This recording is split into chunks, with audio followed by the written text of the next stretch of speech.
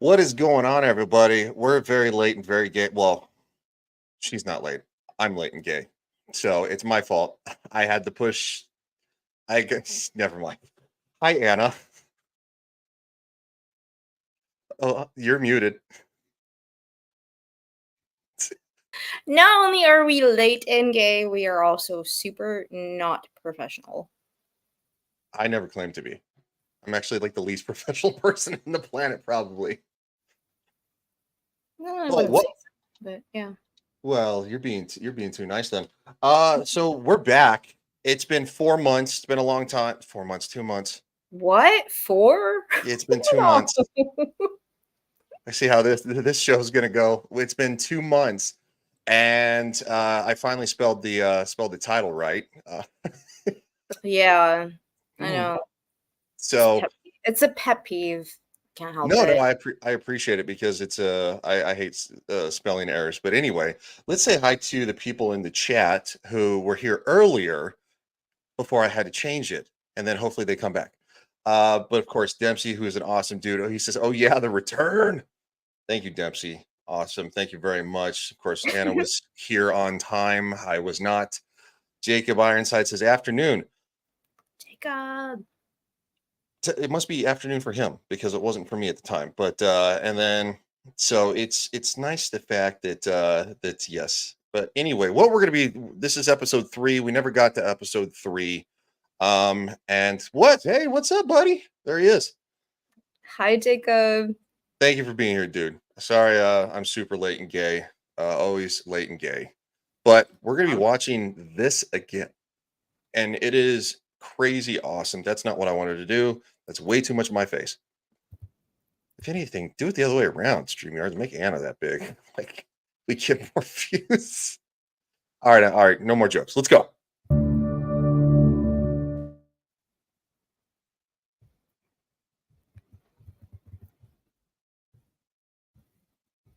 And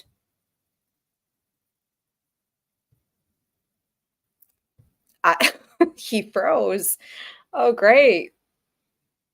Okie dokie. So this is, I guess, how could I say it? If I was like in the Tate Gallery in London and I wanted to, what happened? But oh yes, this happened. It's a colorful painting of something. I have no idea what's going. Please let me know if you can actually hear me because that's quite funny. Oh my god. Mm. Yeah. So that was a beautiful painting of the way all of our mindset has worked in the past very many years, where we have colors like this in places where we never thought we would see them. And I am literally like, what is going on? But I'm just going to keep talking about those beautiful colors. And I hope everybody is doing well. I hope that Ryan actually didn't, like, I don't know what happened to him, but I'm here and I can talk about horses, and I can talk about Mustache Man for as long as you want me to. And there's a pen that I have that I called Kamala. I'm sorry, it's a camel and it's gold. So Kamala. But yes, very very yeah, great start, right, Jacob? Like, oh my god. Great start hunting for Mustache Man. Um, so like I have no idea what happened to Ryan. Have no idea whatsoever, but it's live and we are still on the hunt. It has been 2 months and it's been a couple of months as well. With Clifton 3D and myself when we were trying to find the dude, and he was always like somewhere in the hole or something. I don't know. So this is a different show. This is by Netflix, which I have an issue with. But in order to discuss it, we need to actually watch it. Um, yeah, I don't know what's going on. I've not received any, like, what is going on? What's happening? But hope everybody is doing great. So this show was actually made by a documentary director that I really do like, Joe Berlinger. But with the way that they made, like, the way that they put it together, like the trailer and everything, it was um kind of like, oh, he's back. I'm on my phone, so please stand by. I'm resetting everything. Oh, now you, yes, okay, that's fine. I was just actually like holding the fort, but you do that, yeah. So Joe Berlinger has made some really good documentaries, but with this one, Yeah, it's off to a great start, dude. yeah, it was really intriguing, and I think like a lot of us like play into or like give into when people show us like really interesting stuff in trailers, and then we're like, oh, cool, this is gonna be amazing, and then you get to watching it, and you're like, oh, well, there's an agenda here. It's definitely Netflix, so we knew that. Mm. Yeah, guys, when I say I'm restarting everything, I even restarted the internet just in case of that Guess internet how we issue. have a list. Oh, I literally nuked everything. I was like, this boom, boom, boom, boom, boom, boom, like turn everything back on. Mm. Uh, Okay. you know, so I swear to Yeah. God, we're gonna do a show. So, so I swear to God. I'm sorry.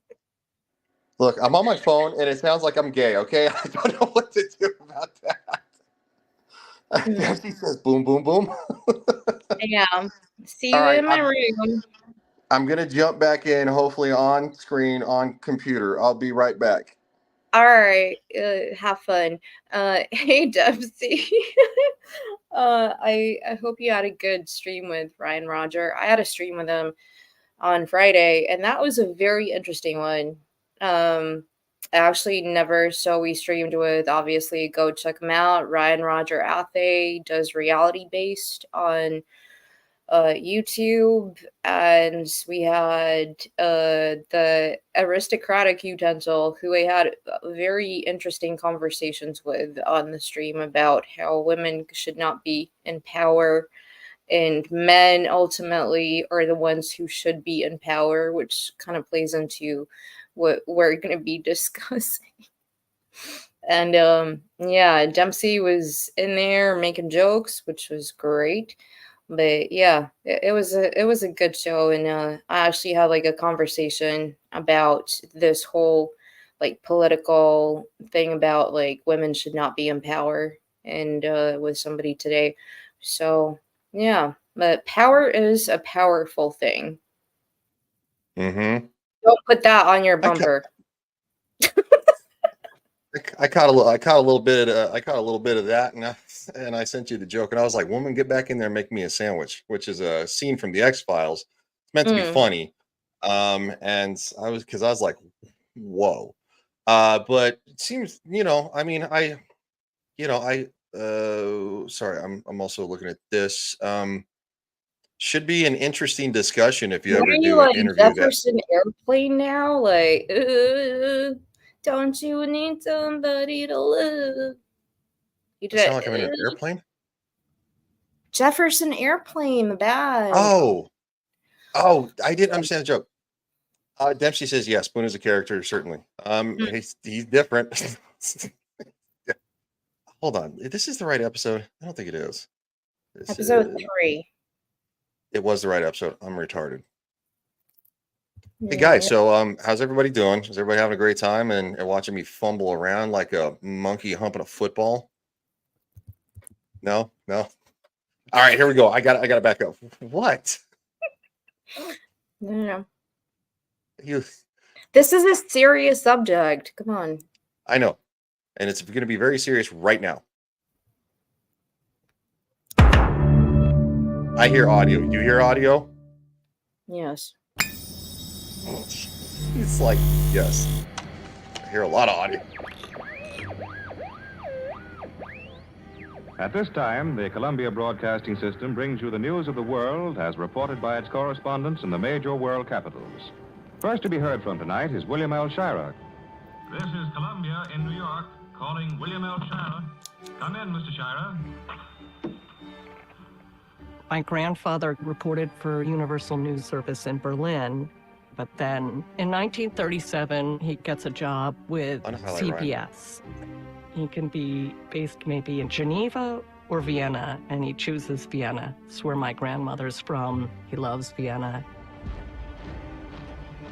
Meanwhile, this chaos is happening in Austria.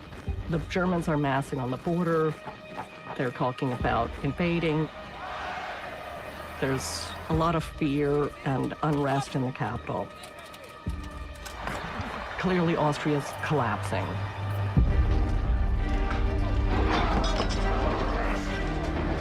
I know this show's a dramatization, but quite frankly, I kind of enjoy dramatizations. It's kind of one reason that I and I think you and I will eventually get back to after this, maybe doing HH. And I don't know, it just makes it I love history regardless, but I think even documentaries from like the History Channel have a little bit of like elements of dramatization, but it's mostly history. When they're like, recovering an airplane, a historical airplane or something like that, which I found some documentaries maybe in the future that after we complete all this might be interesting to look at from like, salvage World War II bombers and everything like that. Because, you're like me, you love documentaries. So, but I do like a little bit of dramatization. I mean, I think most of us do a little bit. Um, Miss Mr. Triforce, I don't believe I've ever seen you in the chat. Thank you for being here. Like Ancient Aliens is mostly history. I've watched me some Ancient Aliens. And Yeah. it's different. It's different. I like the guy with the wild hair. Oh, George, yeah, the one that's in all the memes, like, I'm not yeah, saying it's Giorgio. aliens, but But it's aliens. yeah, he cracks me up. But at least he's upfront about it. So anyway, Mr. Triforce, thanks for being here. Great name, by the way. Legend of Zelda Triforce. In 1938, when my mother gave birth to my sister, Nazi troops were marching through the streets. My mother's Jewish doctor had to go into hiding. It was frightening. Wild. Shire sees this incredible madness unfolding right in front of him. But Shire can't get to the radio broadcast center in Vienna because it's controlled by the Germans. He ends up taking a plane from Vienna to Berlin to Amsterdam and finally to London. It's a huge moment for CBS because they're now doing something that hadn't been done before. He goes right on the air and he tells America what the Germans are doing in Vienna. And it was an enormous radio coup. This morning, when I flew away from Vienna at 9 a.m., it looked like any German city in the Reich. Red, white, and black swastika flags hung from the balconies of most of the homes. And in the streets, people raised their hands in Nazi salute. I mean, this Greeted each just other with Heil Hitler. hold on. Let me pause this because this alludes to what Dempsey's saying from the even in the episode. One of my best friend's grandmother was a Nazi, not because she wanted to be, but because she had to be. That was a crazy time. And literally, you open it and it looks literally like this. Look at all the Heils. Just it's wild. It's absolutely wild. Hitler.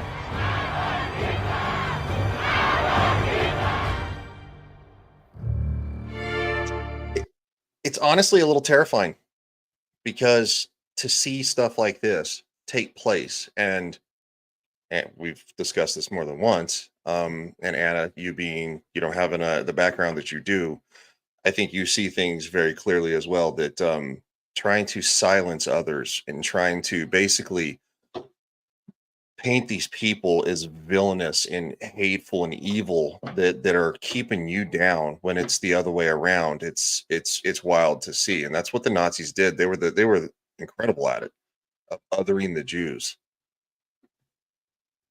Yeah, I mean, it wasn't just the Jews. No, Like, it wasn't just Jews. like They were I think in like previous like our hunting mustache man thing, we touched upon this when I was saying like if it was me living in that world, like I would be in a concentration camp because of my uh Slavic ethnicity.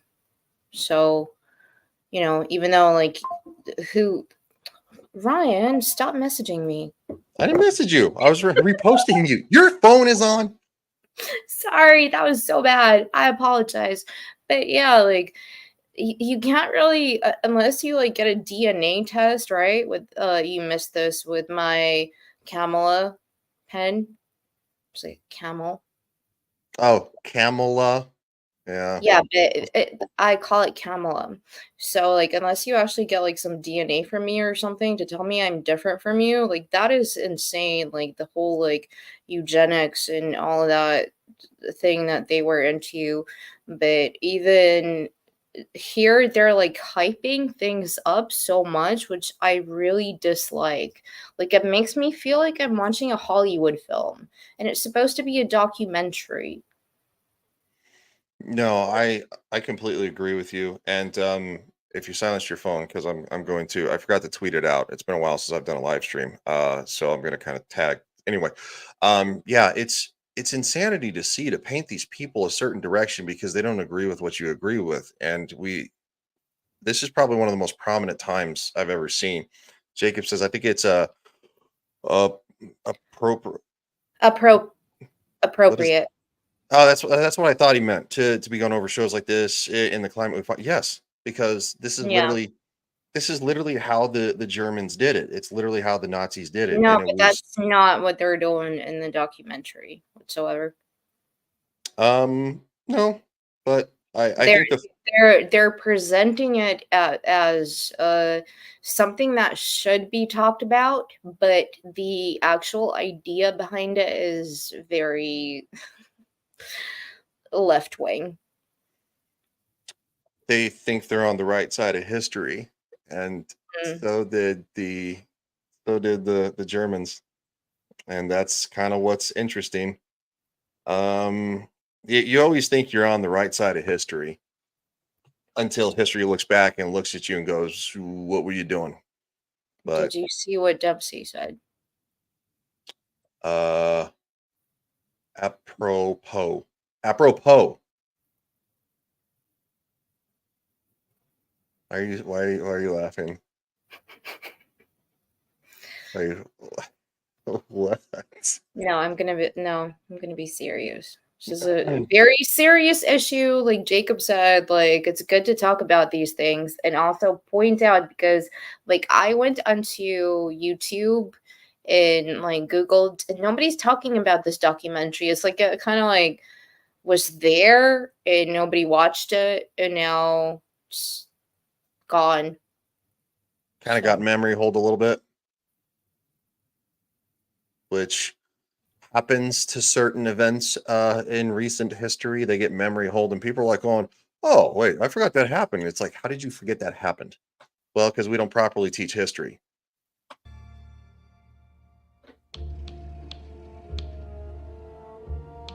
Hitler had a villa on the Obersalzberg, a mountain ridge above the town of Berchtesgaden in the Bavarian Alps. It was only 3 hours by car or train from Munich, the headquarters of the Nazi Party.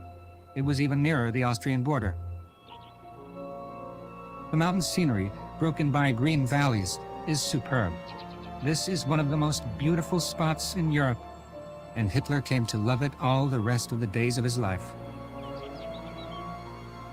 Hitler was in such a powerful position after the consolidation of the Nazi regime that he could afford to spend weeks, months away at his holiday resort on the Berghof. And this video of him on the terrace here is probably some of the most iconic footage that we see of him. You see it all the time, and I've said it in the past. The way that they were able to take a lot of this footage, clean it up, and put it in color because at the time there was no color for the most part, and it paints it in such a it's eerie and creepy. It really is, especially when you see the crowds of people just going nuts for him, and it's like, oof.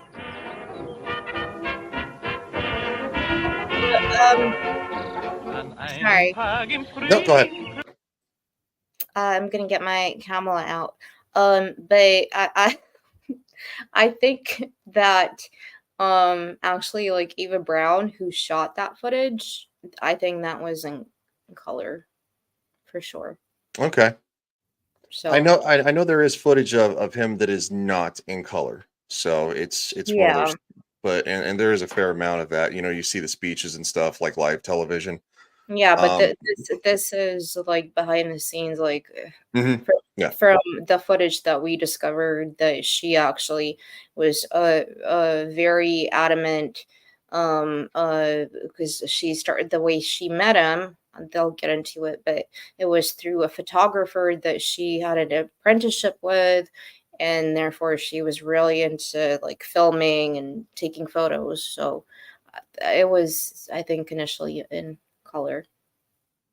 Yeah, I think this footage was. So, but you know, again, like a lot of the rallies and stuff and like streets things, you know, Yeah, that's different.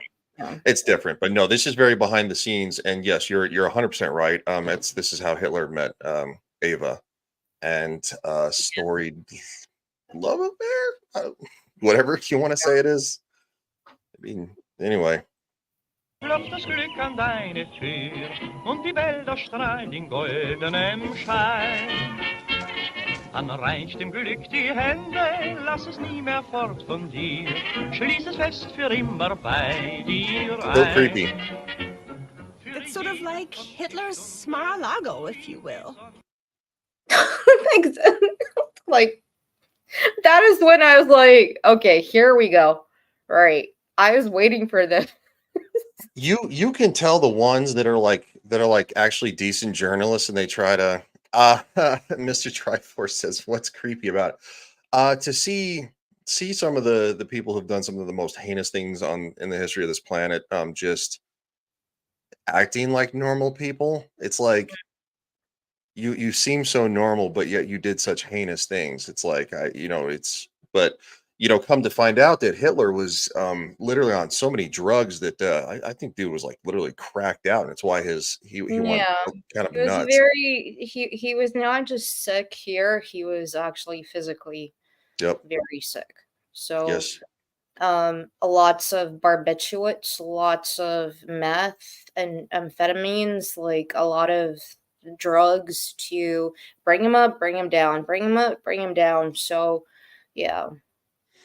And Germany actually at the time had a legal version of an amphetamine that was literally available and as a like a prescription. A lot of people don't know that. I think so did a lot of Europe and the United States. Yep. Yeah. I mean, JFK, for instance, was into that. Amphetamine was a very big thing. It was methamphetamine is different, but it is derived from an amphetamine. Dempsey says that sounds like what ended Elvis. Oh yeah. His manager, if you've ever watched the Elvis movie, which I didn't want to watch, but my mom was down and my parents were like, "You want to watch the Elvis movie?" And I'm like, "Not really." And she's like, "Please." What, the one with Austin Butler? I think so. The most recent one, the new one. Yeah, it was actually really good. But to see what he was kind of pumped full of, like, whoa. Dude's lucky his heart didn't explode. Like seriously. Because of all the stuff he was doing. But anyway, let's get back to the obvious history individual who has a little bit of TDS. A kind of retreat in the Bavarian Alps that has a closeness to nature, the spectacular mountain panorama that gave Hitler the sense that he was on top of the world without having to deal with the messiness of everyday politics.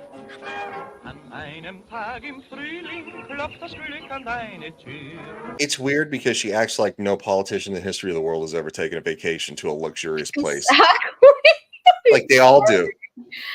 Oh my I, god. I'm just saying, we've all seen the photos of Joe Biden on the beach. Like, okay, like Camp David is literally a luxury like resort for the president. That's just easy Yeah. to secure because it's guarded by the Secret Service.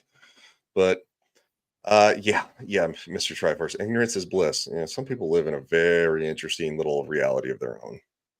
Und den schönsten Traum erfüllt es dir.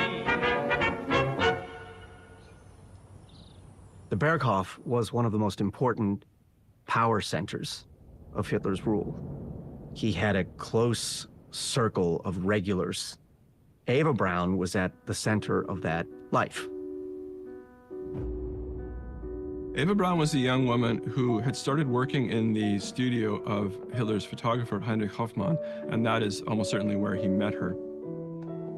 She was born in 1912, so she was 23 years younger than Hitler.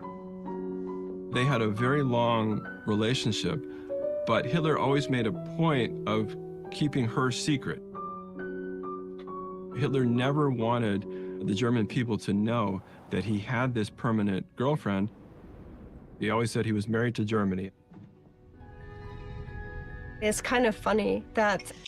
Well, I believe in a previous episode, it's been a while, right? They kind of painted the fact that he was before he started having that relationship with his niece or whatever it was, that Yeah. he got a lot of attention because he was like this powerful up and coming man who was, he was kind of married to his ideas. So, and he was married to his cause and his ambitions, and that it made kind of the women of the time kind of go nuts for him.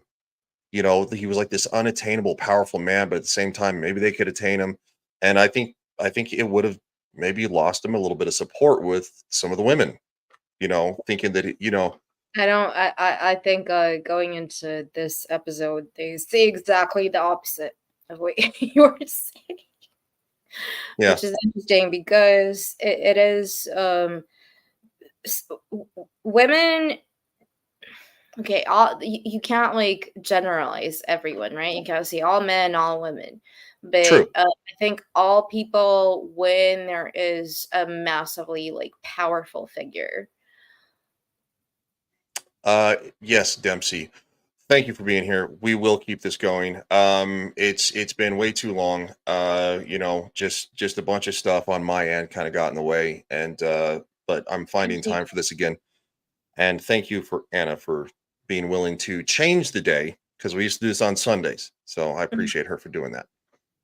But Thank you. But yeah, like power is a very interesting thing.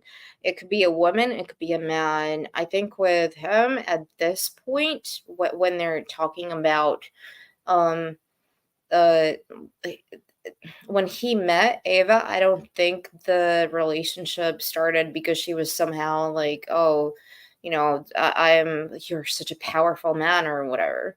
I think because he actually was a painter and he was an artist, and she's a photographer. She's interested in filmmaking. She's into art. That's probably where the bond became something more.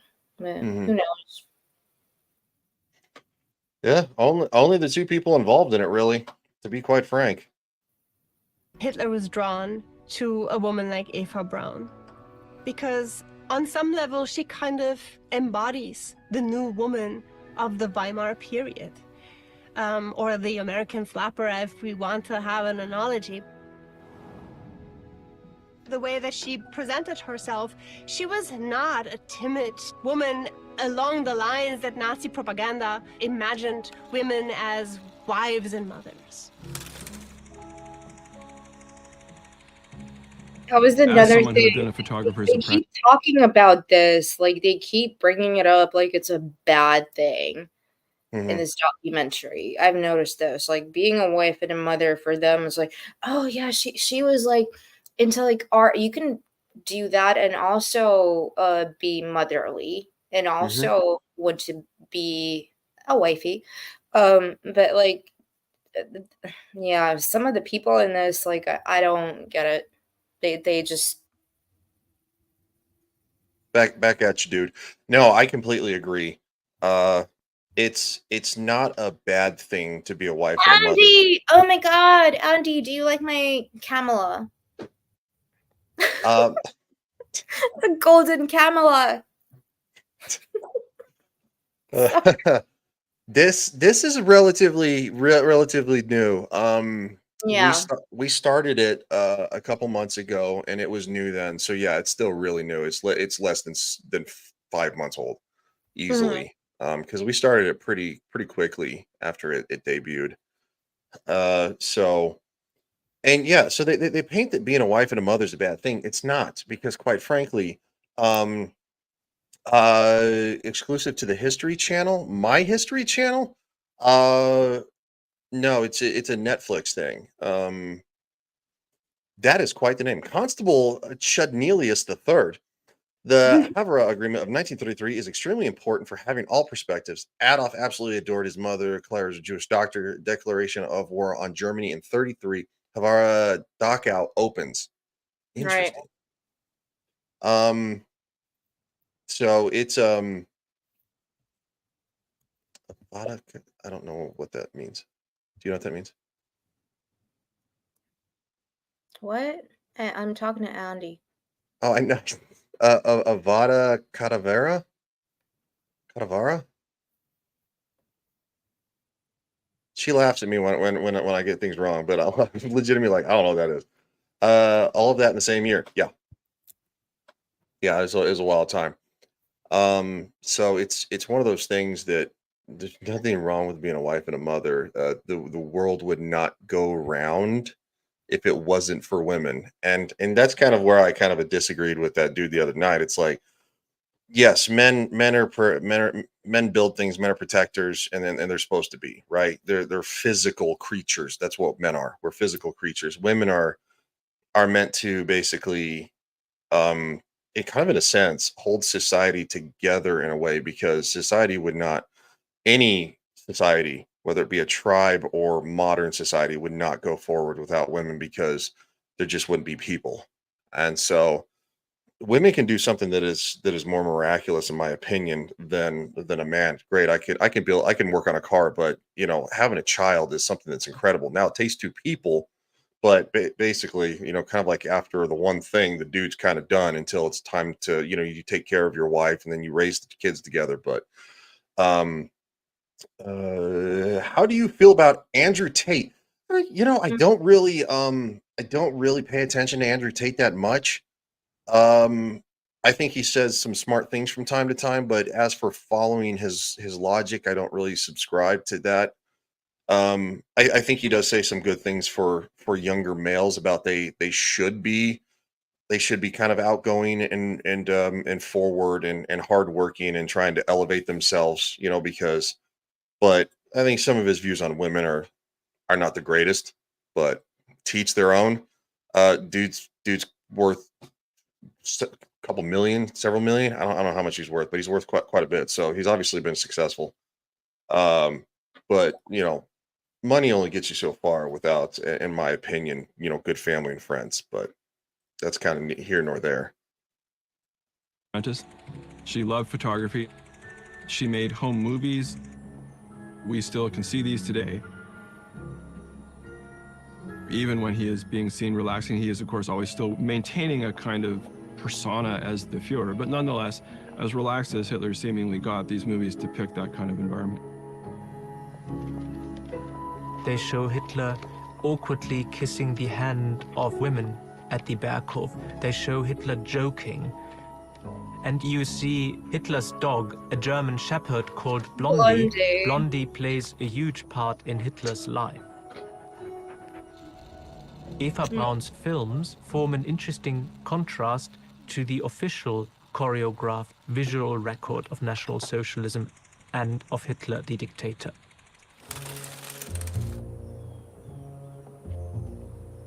Hitler is fundamentally a lazy person. He does not like to work at something he doesn't find interesting. He would sleep very late. He would get up late. I'm so sorry. Does somebody go? who said this? Did they like psychoanalyze them? Are we seeing any like actual like documents of like, or are they, somebody is just saying this? Like Yeah. if it was like, oh, there's a document, like a psychoanalyst, obviously like back then that would be, everything would be hush hush, but you would have, I've never heard even rumors or anything about this. Like he was super lazy. He was sick, physically sick. Yeah, he was extremely ill. And it was something that again, he was hopped up on all sorts of things.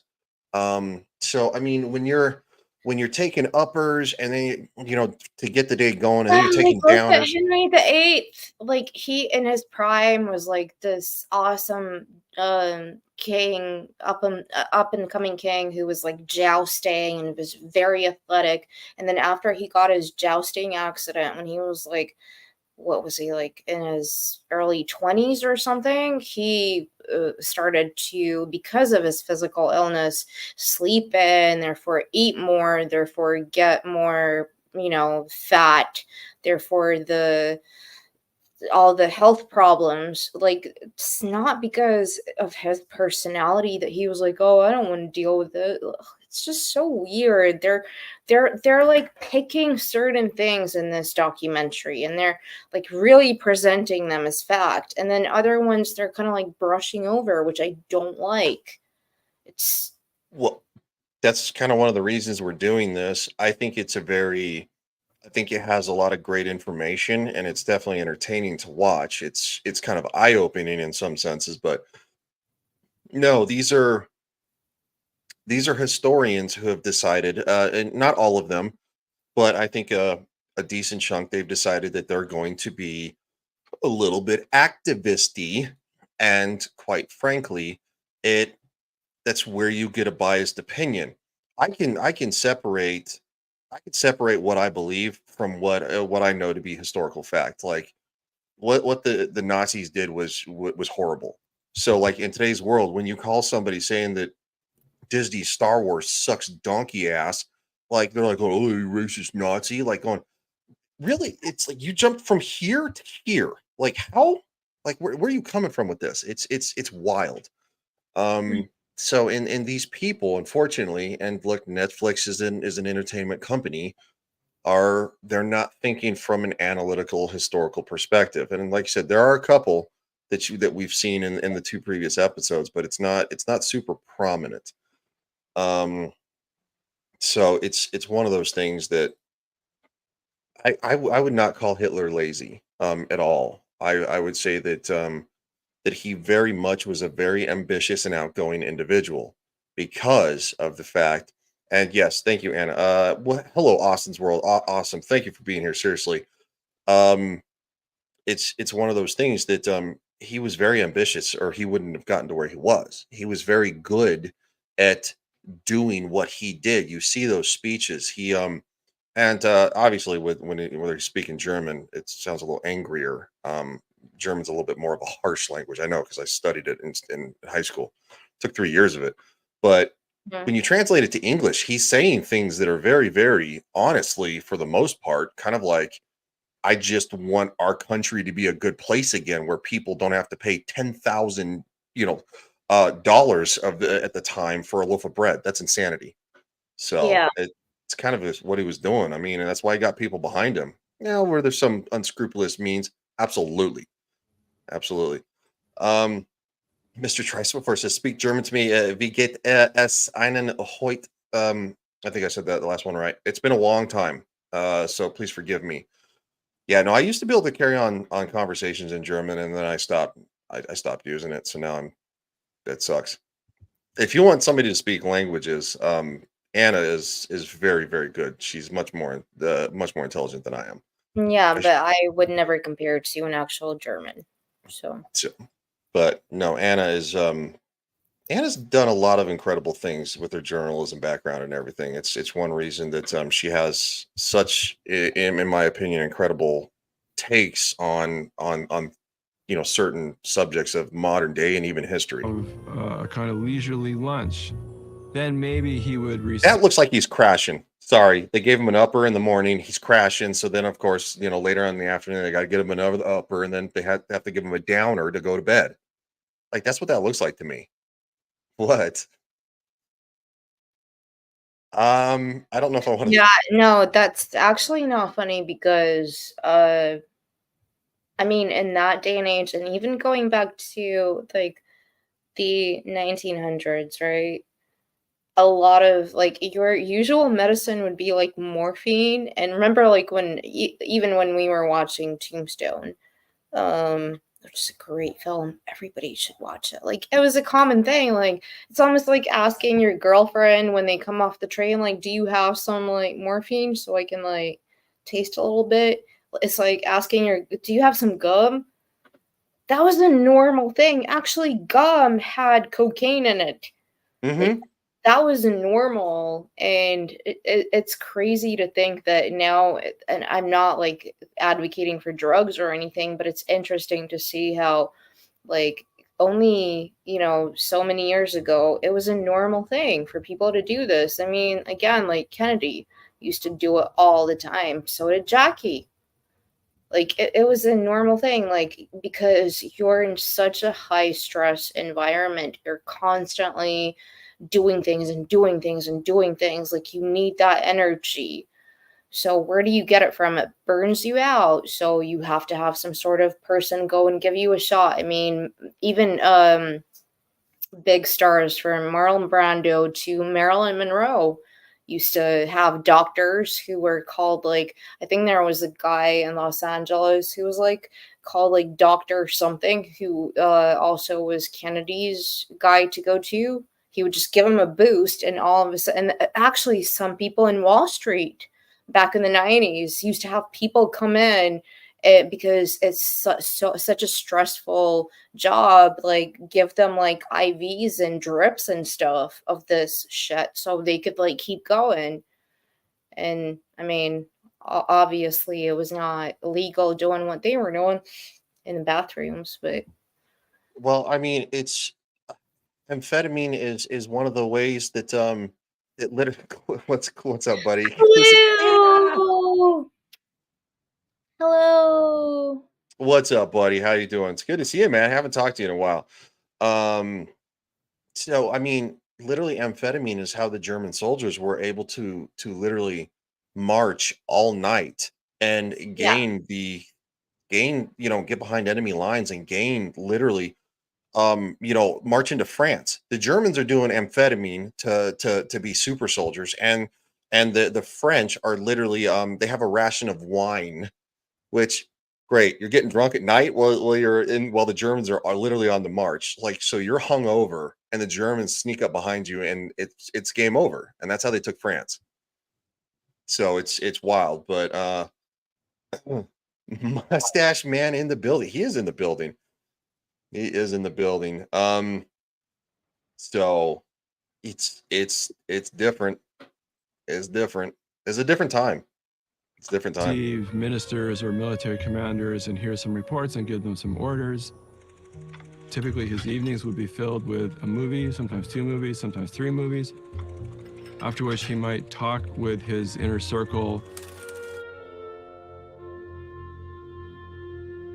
Hitler had a very unusual leadership style. He was not someone who gave orders all the time.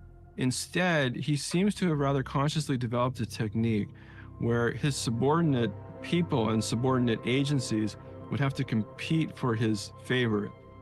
It was their task to work towards the Führer.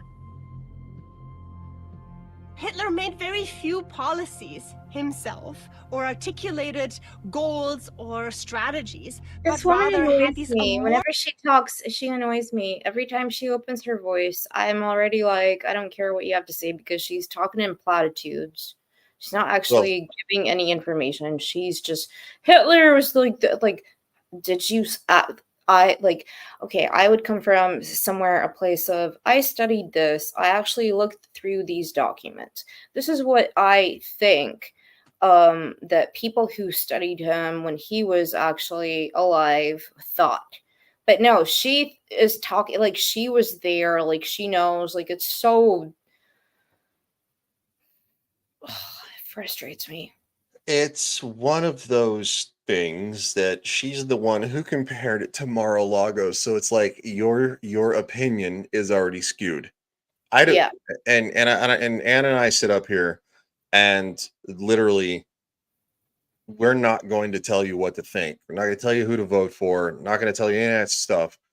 Um, so the fact that like we're sitting here not doing that and we're analyzing this literally from trying to be as neutral as possible, and she comes in and makes that comparison, it's like you're already biased, and I don't want to listen to you.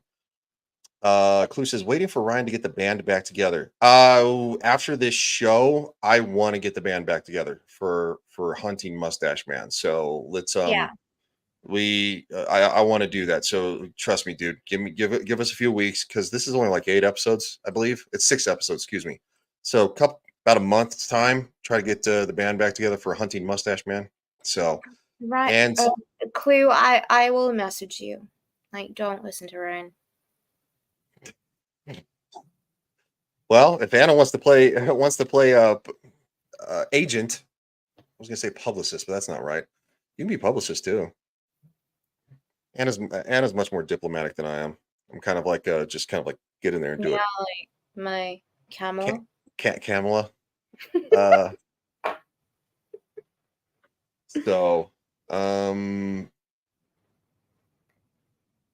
that's that's a Lord of the Rings thing. Yeah, it's not Hail to Victory like Zeke Heil. I mean, it's Hail like Lord of the Rings. I think that was sarcastic. Oh, probably. Sorry. See, I'm a little more literal. Yeah. We'll have our people call your people. That's true. That's true. Amorphous ideas that were often quite outlandish and quite radical. By presenting these sort of abstract concepts and ideas to his subordinates, he invited them to write policy for him, to come up with ideas and strategies that would appeal to him. Everything in the whole governmental machine is desperately trying to figure out what he wants. This is definitely a process that leads to a radicalization, or as historians sometimes put it, a cumulative radicalization of Germany.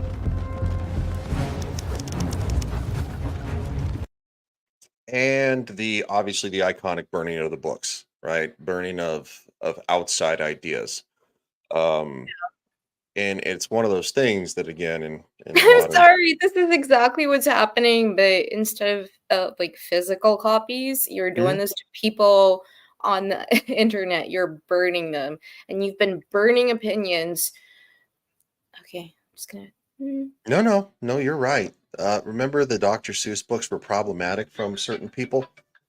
Yeah. Sorry, that was my. I don't know how to silence a watch, so when it goes off, my bad.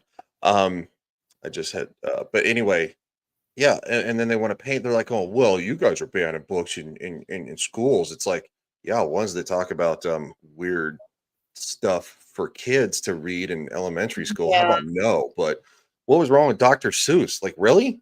And this was in 2020. And then Dr. Seuss books, they shot up like 500% on their value. But they literally burn books. And again, it's a cultural revolution that is designed to make you think a certain way. Das Zeitalter eines überspitzten jüdischen Intellektualismus ist nun zu Ende. And Joseph Goebbels started the Jewish hate. Like, he was the most prominent one to pick it up the torch and run with it. And because he was the I don't think that's fair to say that he started it. He ran because he was one of the first people to actually like really jump on that train. But if you want to go back to what Constable saying, oh, I didn't mean to hit play, sorry. Yeah, well, because he was the minister of propaganda, or the chief of propaganda. No, Constable in chat. Oh, what did he say? This one? Says, yeah, man, it just happened overnight for absolutely no reason, and they definitely didn't burn Magnus Hirschfield's work on LGBT. Yep. Which was a thing, which literally was a thing back then, talking Yeah. about transgenderism. We were just talking about it like the other day, actually, when like I was telling you, and I think we also like touched upon it in our Hunting Mustache Man with Clifton. I was in a play which was set in a Catholic school, which was Cabaret, based in the 1930s Germany, where you had people who were trans, people who were lesbian, homosexual, whatever, and like that was completely normal in society. That was something that actually the kind of people who later became part of the party used to go and enjoy their times doing things with, just being free and whatever. That was a big thing. So, yeah, suddenly everything just changed. And that was the whole point of the story of Cabaret, where everything was free. Like, you can come in, be whoever you want to get away from everything. It's basically like a brothel. So you come in, and then all of a sudden, Hitler comes into power, and everything is a lot more strict. You can only dance a certain way. You can only act a certain way. Yeah, it's a great film. Liza Minnelli. Mr. Triforce says it's still a thing today. Yes, it is, because unfortunately, bad ideas have a way of resurfacing in cultural revolutions to basically blow out the standards of what's quote traditional. How do you guys feel about the whole movement today? I have no problem until you start involving kids. That's my line. Leave the kids Yeah. alone, and you do whatever you want to do as an adult. Go nuts, as long as it's not illegal. So, yeah, but these are a lot of rumors about that. Clue says it's well, yeah, it's not doing good for anybody, to be honest. Anna, do you want to comment, or that kind of what I said kind of sums up how you feel? About LGBTQ? Yeah, the whole movement. Yeah, like I have absolutely do what you want to do as long as you don't come into my house and like spray paint my door with your flag. Like do whatever you want. At the end of the day, it all boils down to sexuality. So what you do in the bedroom is your thing. I don't want to know about it. If you want to be gay, be gay. If you want to be straight, be straight. If you want to be trans, be trans. Don't come into my house and tell me about it, please. I already have Camelot in my house. Can't handle it. Der deutschen Revolution hat auf dem deutschen Weg wieder die Gasse frei gemacht. Once the Nazis consolidate their control of government, one of the things that they wanted to do was to purge undesirable elements from intellectual, cultural, aesthetic life, most famously in a series of book burnings. The Nazis needed to take control of the apparatus of culture, control the press and radio in a way that would allow them to present themselves in the kind of image that they would want to I'm be sorry. I was gonna go for a second because I needed to go and like do stuff, but whenever this woman talks, I can't listen to her. Just can't. I have a quick Not question. that I yes. Oh no, go ahead. Finish your statement. It's not that important. What's the question? Oh, I was just wondering, what is with that like little thumbnail photo you got with Homer Simpson? Oh, that was one from one of the episodes where he was like, God, I can't do it on YouTube. And there was, yeah.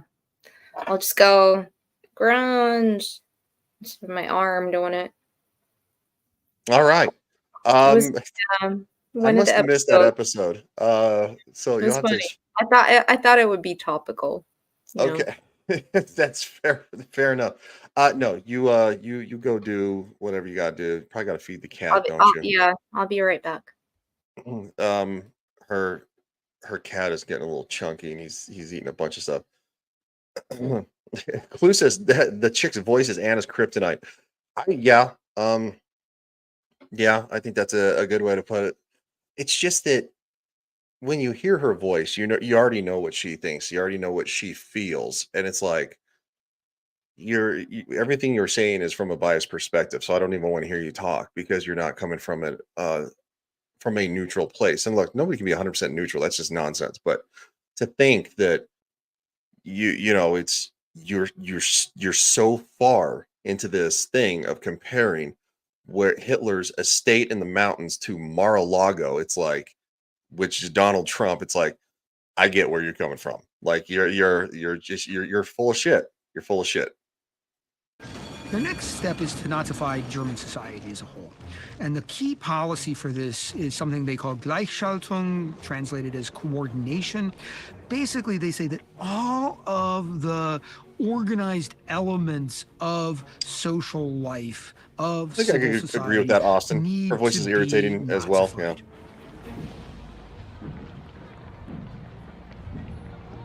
Many people eagerly and voluntarily participated. Being more Nazi than their neighbor allowed Germans to advance socially and professionally, since the Nazi Party controlled everything. And equally important, it gave them a sense of belonging to a community. Gleichschaltung coordination included greeting people differently. Instead of saying Guten Tag, hello, people would start saying Heil Hitler using the Heil Hitler salute. Which literally is crazy. And I say this is, because things are painted a certain way in today's world. Imagine if everybody walked around greeting each other, be like going, "Oh, MAGA." Like, what? No. Just say hi. Like, how you doing? Like yeah, Guten Tag is literally, good day. So it went kind of off the rails. Associations, for example, chess clubs, football Yes, Jacob, clubs, it very were much all is. brought under the control of Nazi party. Yeah, you'll hear when you hear the old speeches and stuff like that. It's just it can sound very harsh.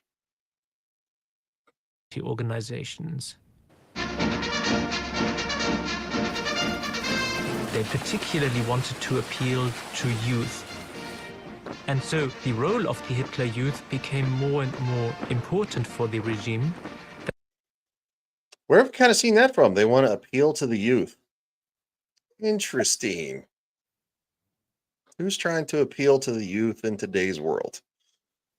And basically trying to brainwash them early. It's because it acts more like a cult than it does anything else. And that's what that's why I say, unfortunately, if we don't understand history, we're doomed to repeat it. We're literally repeating it. It's just, and China had a cultural revolution. Russia had a cultural revolution. It's why look, when you hear Vladimir Putin talk about the fact that this whole transgenderism thing with kids, he's like, it's evil. That's not a bad take. That's a straight on, spot on take. No, he never said it's evil. I thought he said it was evil or something like that. No, he said it does not align with the way things in life should be. Okay. That is very different from, yeah, right. And like going back to like German is a very harsh sounding language. That's what I've always been told whenever like I talk in Russian. People are like, "Fuck no, like sounds like you want to kill someone." I don't know. Whenever you've talked on the stream, it seems to be like people like, whoa, like they seem to kind of, but anyway, it's one of those things that, like, these are countries that are older than ours, and they've been through these cultural revolutions before, and we're doing it. We're getting our first taste of it, and I think that's why people are losing their minds a little bit, in my opinion. So.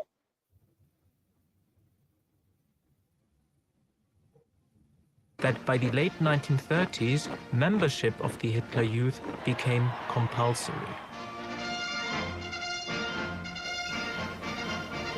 They did some of the things that traditional youth groups did, but they were also instruments of ideological indoctrination. These were places where people learned what it meant to be a real German, according to the Nazis. They learned a certain kind of a vision of a militarized masculinity that was central to the Nazi vision for what Germany should be.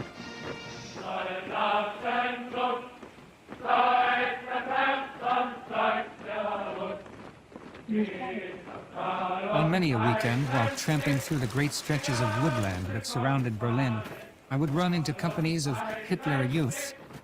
It was a disheartening experience to watch Hitler take over the youth of Germany, poison their minds, and prepare them for the sinister ends he had in store for them. I had not believed it possible until I saw it with my own eyes.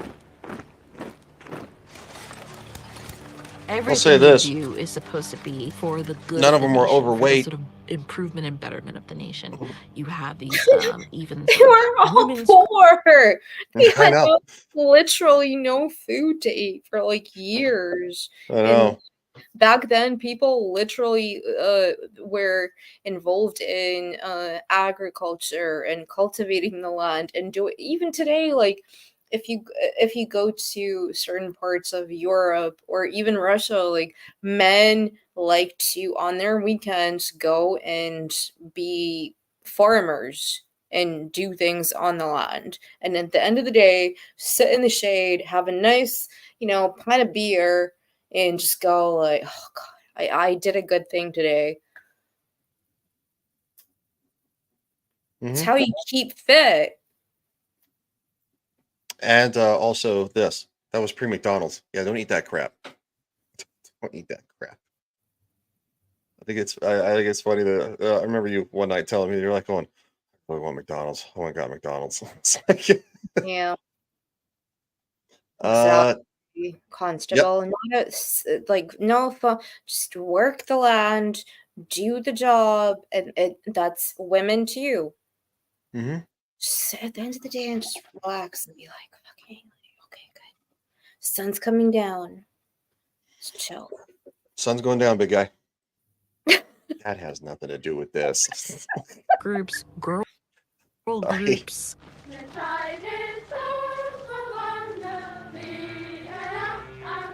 All for advocating different aspects of Nazism. A virtuous woman is a mother in Nazi Germany, so maternalism was extremely important.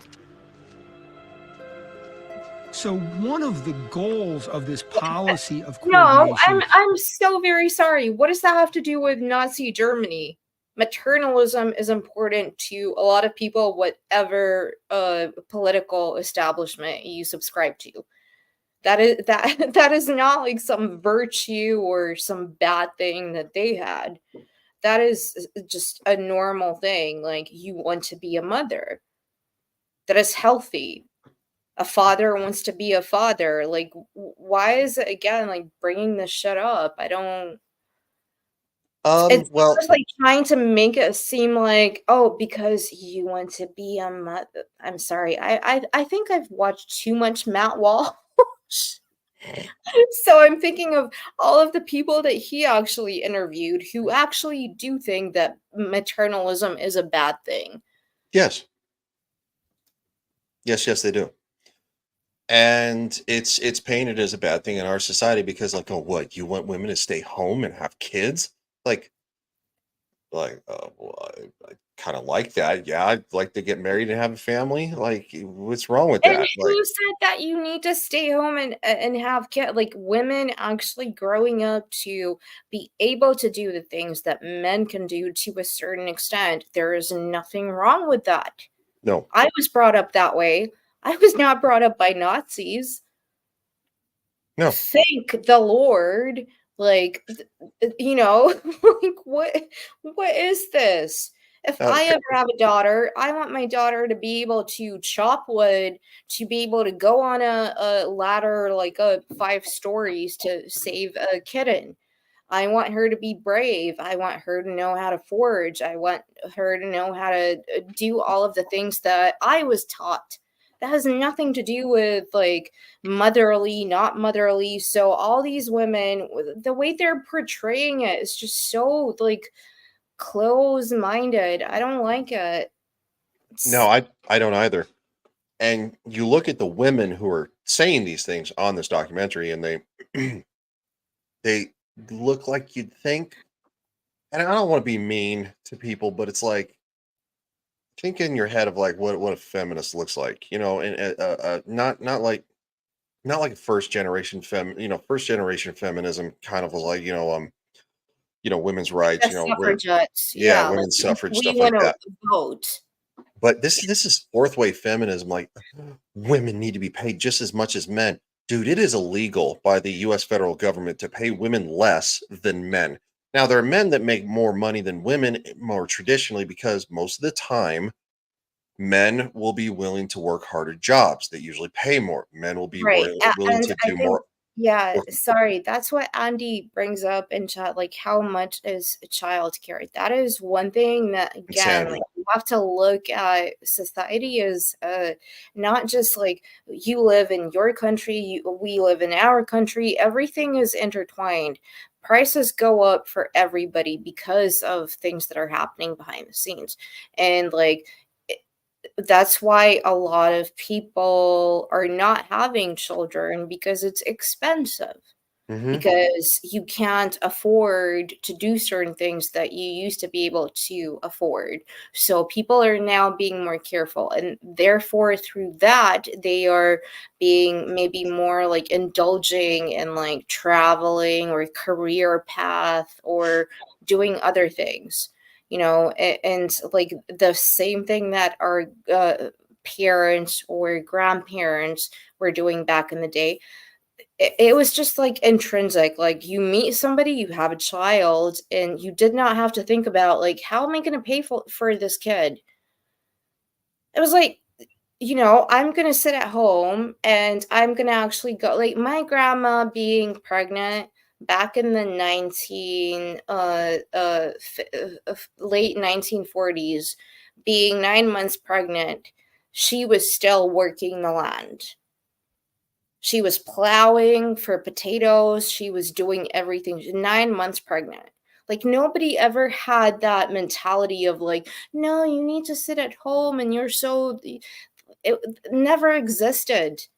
And for them in this documentary to, like, make a point that, like, they had these, like yes, they did. So what? Why is It that a bad was thing? it was a family dynamic. Like you literally the family all had to work or otherwise the Yeah. family didn't survive. Like Exactly. and quite frankly, people had more kids then because it was a way to support the family because it was an extra worker. And I know that kind of sucks to say, but guess what? We all came from the same place. Everybody on this planet, kids have had to work. Um, so it's like what the things in today's world, like when I grew up, my parents both worked. I went to where we lived. I could literally walk to my elementary school a block down the road, and I would walk home, and I had a house key, and I let myself in, and I was 10 years old. And I stayed by myself for a couple hours until my parents came home. And the rules were you get your homework done, then you can watch TV. And if I didn't have my homework done, but I was watching TV, I got in trouble. And there were times like at 11 and 12, I watched my sister, who was 4 years younger than me, at 12 years old. It's like, and my mom would call from her job, like, every hour on the hour and to see how we were doing until she got home. Yeah. Like life was very different, even just in that small time period from now. No, I'm actually a millennial. I'm 1985, so millennials started, and I'm in a weird crossover of like an early millennial, and Anna and I Yeah. both are, to where you actually were taught values. You remember the time before the internet, Then it and happened that yeah, the internet but also, do you know that 48% of millennials cannot even name a single concentration camp in 2024? I believe that 1000%, 1000%. They Like don't know the meaning of words. Like they just like, oh, you're a racist, aren't you? What? Well, if you don't support DEI, and it's like, and this again, this is all cultural revolutionary that has happened before in other countries, and it's now happening in the Western world, the United States more prominently, and I think we're getting it in a rough that is way. why education and certain values are so intrinsic to a healthy society. You can't have everybody just doing whatever the fuck they think and want. That is anarchy. As much as I love that word, but like, you need to have a constructive society. You need to have a man and a woman to produce a child. Like, maybe in 200 years or something, they will, but again, like, that's not something I want to think about. I want to live in a society where people respect each other, where people have values and morals, where people know their history, do not repeat it. That's done through education. Education is done through the way the state tells the school, what are you educating children? What are you telling them?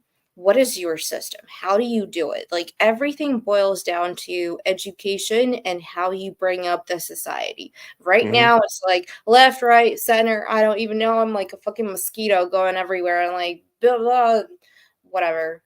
No. Constable, yeah, well, you know what? God bless you for being. You must have went to a good school, and it's one of those things that I went to a good school. I'm living where I grew up. I made that conscious decision to move home because it's considered a city, but you can literally drive across it in about 20 minutes. So it's like it's like 25 minutes if the traffic's a little bit rougher. And it's one of those things. I grew up here and you didn't have this garbage of, trying to rewrite history. So Andy says, I'm Gen X 70. My little brother is a millennial 82, and the difference is night and day. I got a little bit of that because I was the first kid and I was treated more strictly with things. And then of course my sister 4 years later, she was treated a lot more lenient, and the difference has been night and day. And her and I've had conversations before. She's like, well, mom and dad have never told you, X, Y, and Z because you were the golden child. And quite frankly, it's like, well, I didn't, and it's like, it was just, yeah, it was kind of a night and day contrast. And she got into more trouble when she was younger than I did, because if I stepped a toe out of line, man, I tell you what, like, it was like, be at home at 10 o'clock on a Friday night, when I was 16 years old and I'm driving, or be it, well, it wasn't 10 o'clock, it was 11. Be at home at 11 o'clock. If I was 2 minutes late, they're like, do you see what time it is? Like, and that's the way it was. But if my sister was late, like, it wasn't as big of a deal. And there were times that she got in trouble for being like hour and a half late, and my dad would go find her in our little town, and then kind of drag her home. But anyway, was the creation of what the Nazis called a Volksgemeinschaft, a people's community. This was a kind of a comprehensive racial vision for what the Nazis hoped Germany would become. So-called racial science became a subject in German schools. Even math quizzes took on racist, anti-Semitic dimensions.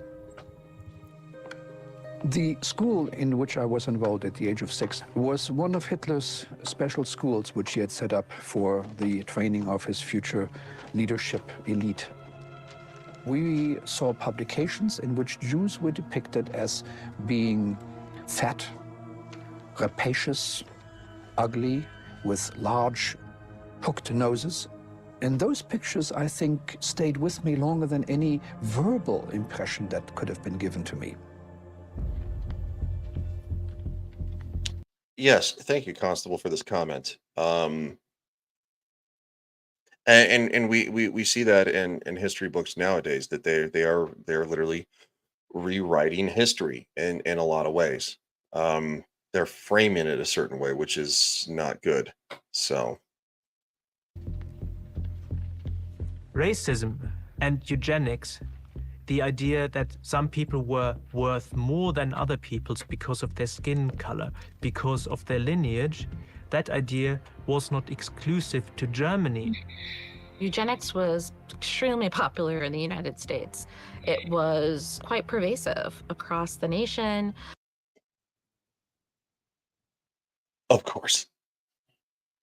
And look, not knocking what not saying that the United States didn't do anything heinous, because we started eugenics. That's not cool. But the Yes. Nazi took it into a whole new height. But they still Yeah. push this kind of crap in today's world, and that's where I have a problem. It's like they're doing it the opposite way, though. They're saying, diversity, equity, and inclusion, that that's literally equity is socialism. Everybody ends up in the same place regardless of how hard you work. And diversity is we need to hire more No, people. that's not socialism.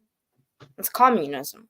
Socialism is literally you earn the money that you earn and you give to the state to provide for infrastructure, healthcare, and other things. Like, you don't actually have to give everything away.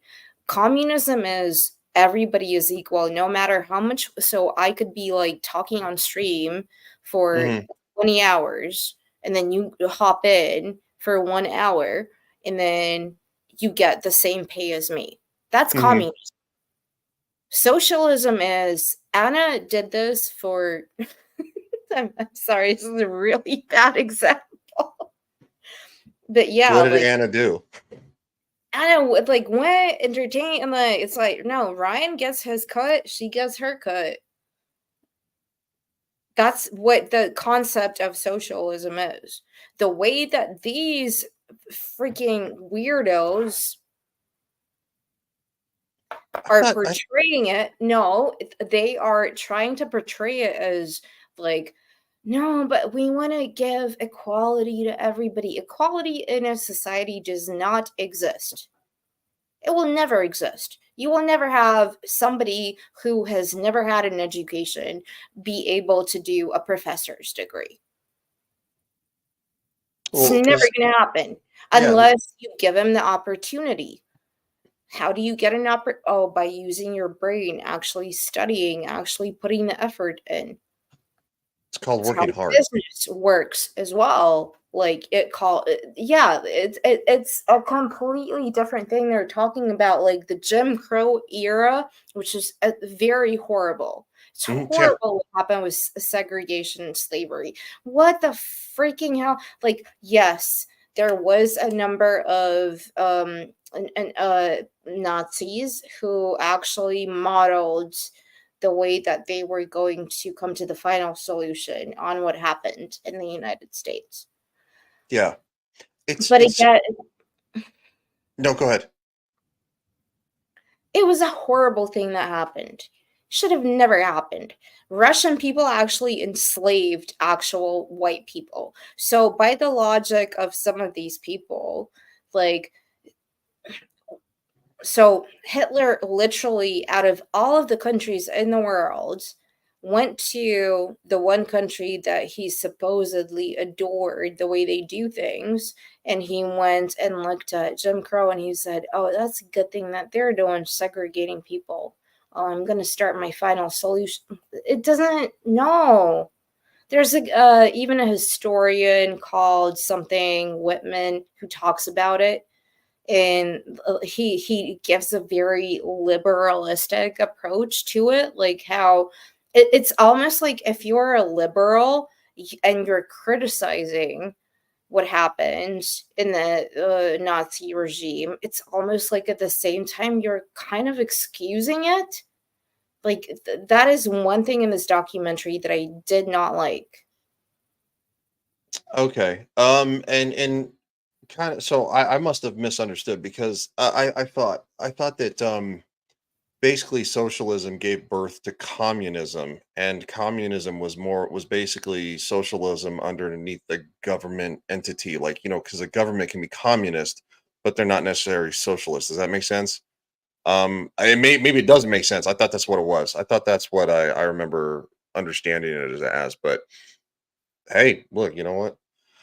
She's here because, quite frankly, I'm not always right. And she, Anna. Communism believes in the fact that everybody should be equal, which is a myth.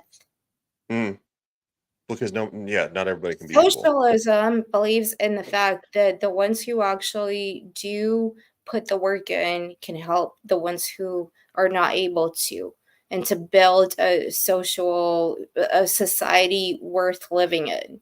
Communism will take from anyone and give it to everybody, regardless Okay. of your race, color, whatever. Like you can be sitting there and not, you can be able to work. You don't want to, but I'm going to give you money, but I'll take away from somebody who actually was working. Okay. All right. Hey, the more you know. Um, in all honesty, like I said, because I look, and this is one thing, I don't have a problem being wrong. I'm wrong all the time. Just ask the people that know me.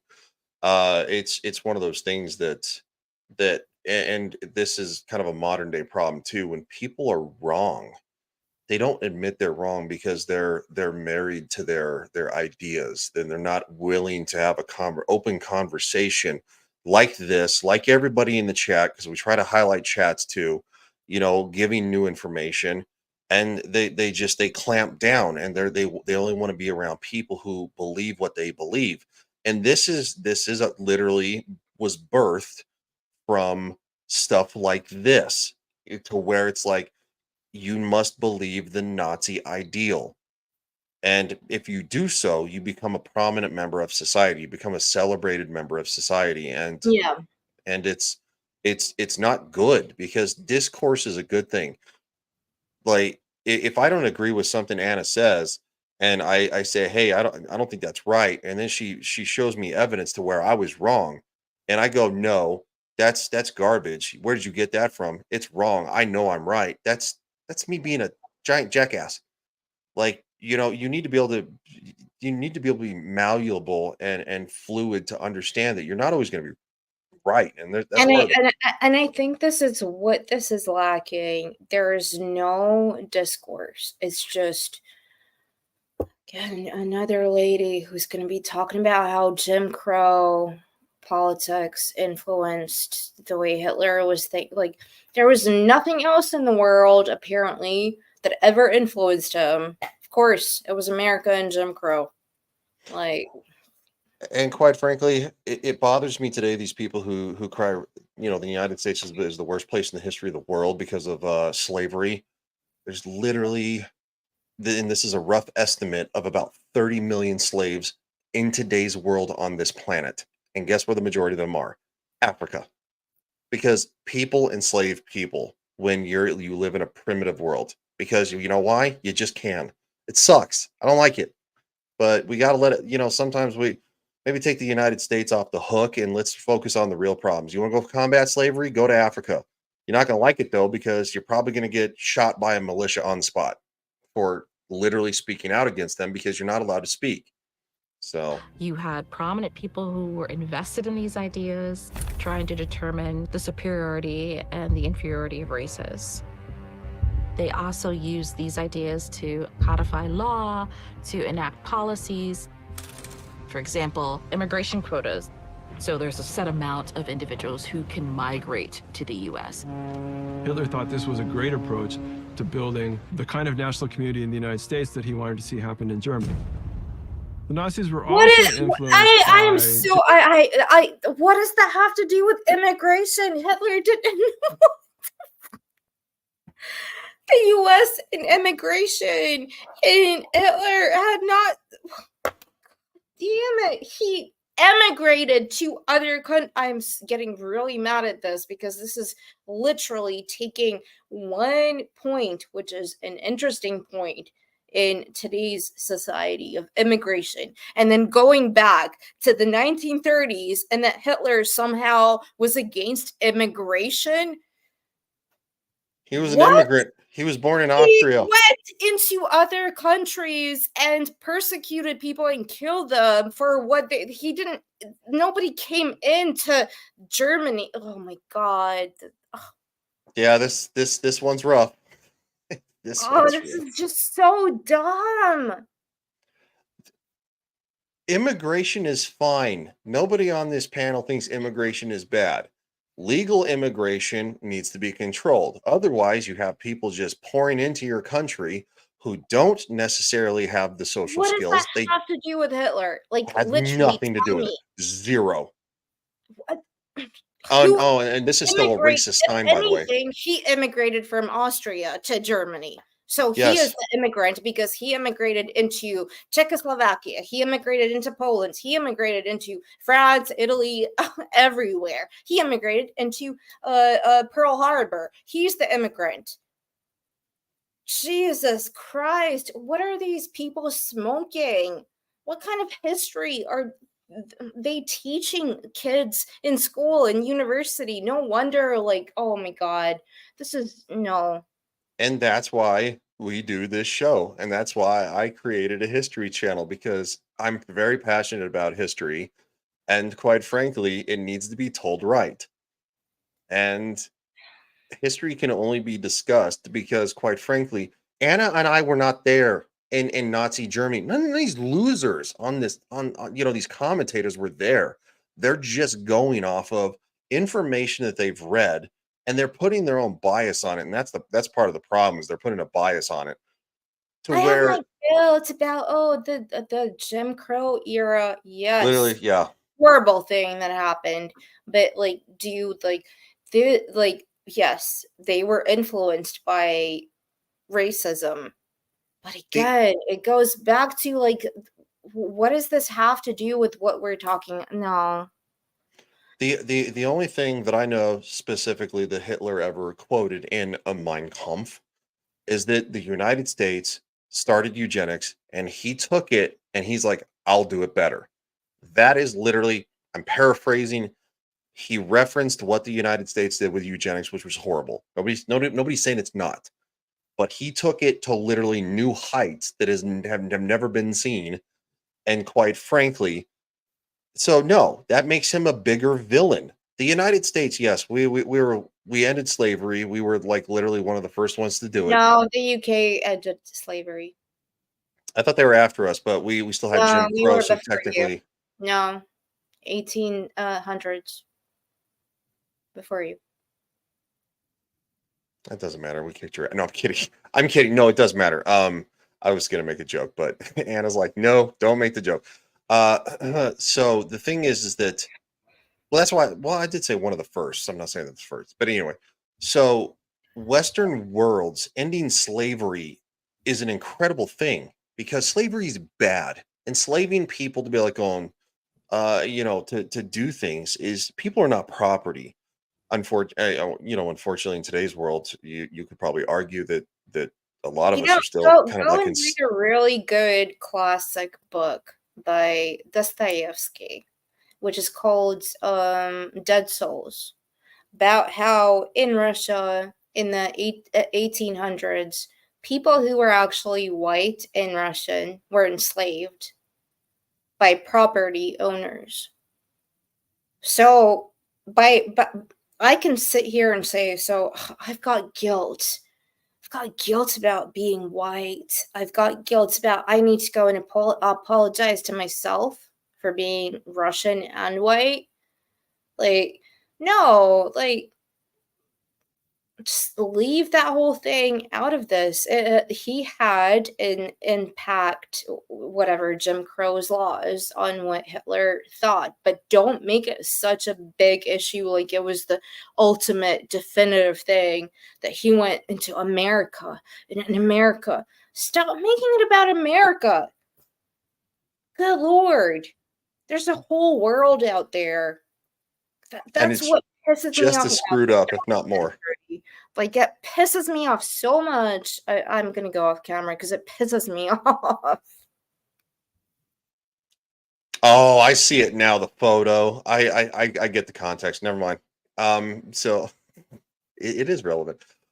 Yes. So yeah, that's kind of what I was getting at, is that we live in a indebted monetary society for a lot of people, especially a lot of people after the last 4 to 5 years, because going on 5 years now. 2025 is around the corner. I'm sorry, what Jews did Trump kill? Wait, what are you talking about? Oh, he's making a joke, because he literally said he said earlier, he says, I was there, they gassed me though. It was a Oh, joke. okay. Sorry. Yeah, no, I didn't get a chance to I'm highlight that. sorry. Yeah, I'm like in a very like Yeah, no, you're good, Austin. No, it's sometimes look, we all miss context. I miss context more than anybody. Yeah, your prison cell is invisible. Yeah, because many people in today's world, after the last 4.5, almost 5 years, are indebted, are in servitude of their debts that they owe. And because things are more expensive, people are maxing out credit cards. They're getting second and third mortgages because they can't. It's You will be indebted to pay that for the majority of people unless they try to file for bankruptcy. It's just a different type of servitude, which I'm not saying we have a better option. I think the much of what we do is the best we have right now, and we're doing the best we can. So, but physical slavery, nobody supports physical slavery. I don't know a single person on this planet, and I love when I get called racist. I'm like, dude, my literally my favorite uncle who was in the army, and one of the reasons I went into the army, other than my grandfather who was in the Air Force, the Army Air Force, when it was the Army Air Force, not just the Air Force, are the reasons I went to the military. And guess what? My uncle, he's black. His name's Stony. Like, and he's the most hilarious person I've ever met in the history of the world. So I love it when people call me like they're like going, "Are you racist?" Like, yes, I'm a massive racist. Like, what? Are you serious? Like, anyway, all right, we gotta get back to this. Jim Crow. Jim Crow laws in the Jim Crow South of the time, laws that enforced racial segregation and racial identification and separation. African Americans living in the American South are being treated as second-class citizens and subjected to violence on a regular basis. Which is true. Yeah. Yeah, it's very true, and I can't show this photo because unfortunately 2 black men were lynched. Yeah. Yeah, like it's horrible what happened. It's horrible whenever anybody commits crimes about like it doesn't matter what, even like seeing some of the stuff that they show, like no, you can't do that. No. I mean, and I'd be willing to cover a documentary on this History Channel about slavery because slavery sucks. It was horrible. It was god awful. And guess what? None of us are going to sit up here and go, well, I mean, they had some great points. No, they didn't. No. And quite frankly, at I the same actually time, watched a really good film with Matthew McConaughey and freaking hell, it was set in the South. It was in I think Alabama, where he plays a lawyer, and it was like it's got Sandra Bullock and some really good actors, and Samuel L. Jackson as well. So a bunch of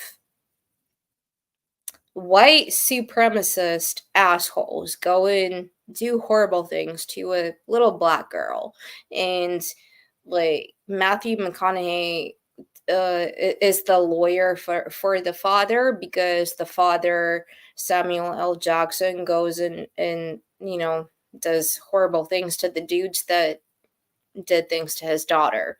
And the whole film is not only about like the divide at that time in the 90s between the black community and the white community in Alabama, or I think it was Louisiana or somewhere down south.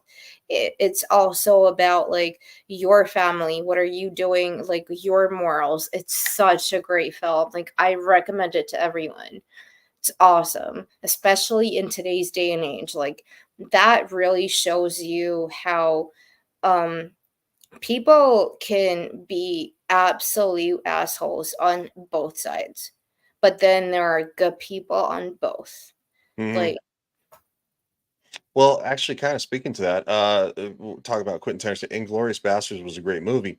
Also, another great movie about that Quentin Tarantino did, Django Unchained. That was a great movie. Literally, and Christopher Waltz. Yeah. yep, Great who actor. literally played a Nazi in Inglorious Bastards, and then Yep. flipped the script, and in Django Unchained, he played literally a doctor who him and Jamie Foxx went around and did good stuff. It was vigilante stuff, but you gotta love it. Just for the record, though, Anna, the people from Louisiana, they call it Louisiana. Louisiana. Yeah, that's one of the things. Like, I was like, what the hell kind of accent is that? But they actually use that Cajun. accent. Yeah, like Cajun. Like, I love that film. It's so authentic. Like, everybody's constantly like sweating. Yeah, And, no, like, my best friend from the army, he's from Louisiana, and they instead of New Orleans, it's New Orleans. And yeah. no, and his dad, who's a gay man, by the way, which he was in the closet when, of course, or my best friend from the military wouldn't have been born. He makes the best gumbo. Holy like Yeah, gumbo is so difficult to make, actually, because like, Mhm. you get the what do you call it? Damn, what do you call it, Ryan? Look, I've never made it, so and I don't. He doesn't give out the family secret, so I'm like a second son to him, even though No, he but has sons. to I don't make know. gumbo, it's like you have to have 3 things at once. Like, you need You have to have sausage. uh, You have to have yeah, I but mean that comes later. celery, I mean, carrots. You gumbo, have gumbo, uh, whatever. You're not even American. what? I am an American. What does that mean? A Time to Kill is the name of the film. I suggest everybody watches it because it's brilliant and it's so very topical to what is happening today. Yep. Baton Rouge. It's not Baton Rouge, it's Baton Rouge. Yes, Nowlands. That's yeah, no, when I moved to Florida, him and I took a guy's road trip, and we stopped in the little city. It wasn't even a city, it was town. I mean, I'm talking about they don't even have like a sheriff's department. Um, and so it was they were part of a county, but they didn't even have like a police station or anything like that. Yes, thank you, Jacob Rue. Yes, you have Yeah, when you get the flour and you need to you can't just leave it in the pan. You need to keep stirring it. Yeah. It's so good. Never been to a crawfish boil. I want to do that. I want to go to a legit crawfish boil, Yeah, me too. which I know a few people. Anyway, we got way off topic because food derails the streams half the time because I mean it's Because of food. me. Sorry. No, not just because of you. I'm the one that brought up the gumbo, to be honest. It wasn't you. You don't repeat this oath after me. I swear by God. Ich schwöre bei Gott. The Almighty. The Almighty and Omniscient. Und Allwissenden. That I will speak the pure truth. Dass ich die reine Wahrheit sagen. And will withhold and add nothing. Nichts verschweigen und nichts hinzusetzen werde. You sit down. Im Jahre 1935 sind auf dem Reichsparteitag zu Nürnberg die sogenannten Rassengesetze verkündet worden. Wurden Sie bei der Planung und Beratung des Gesetzentwurfs beigezogen? Kind of like a historical food stream, historical foods from like where we came from or like legacy foods. I'd be interested to see what Anna would bring because since she obviously has a Russian lineage. Oh well, which like food. That's not that fish pie, is it? No. You still haven't eaten that? No, I have not eaten the pie. No. No. Do you want to explain that story, or we can move on? No. Make it weird for. Oh no! Well, it's not weird. It's just Google fish pie in UK if you want to know what it is. Und waren Sie dabei? There's a wrong delivery to her house. Beteiligt, bei der Vorbereitung insbesondere. Ja, ich glaube, insofern bin ich beteiligt gewesen, als ich seit Jahren geschrieben habe, dass eine weitere Vermischung. If you want to go and actually watch the original Nuremberg trials, there are American records that were released not that long ago of all of the trials. So go and do that. This is, again, I feel like this whole thing is Dramatization. people, yeah, for people who are into Netflix and like have never read a book.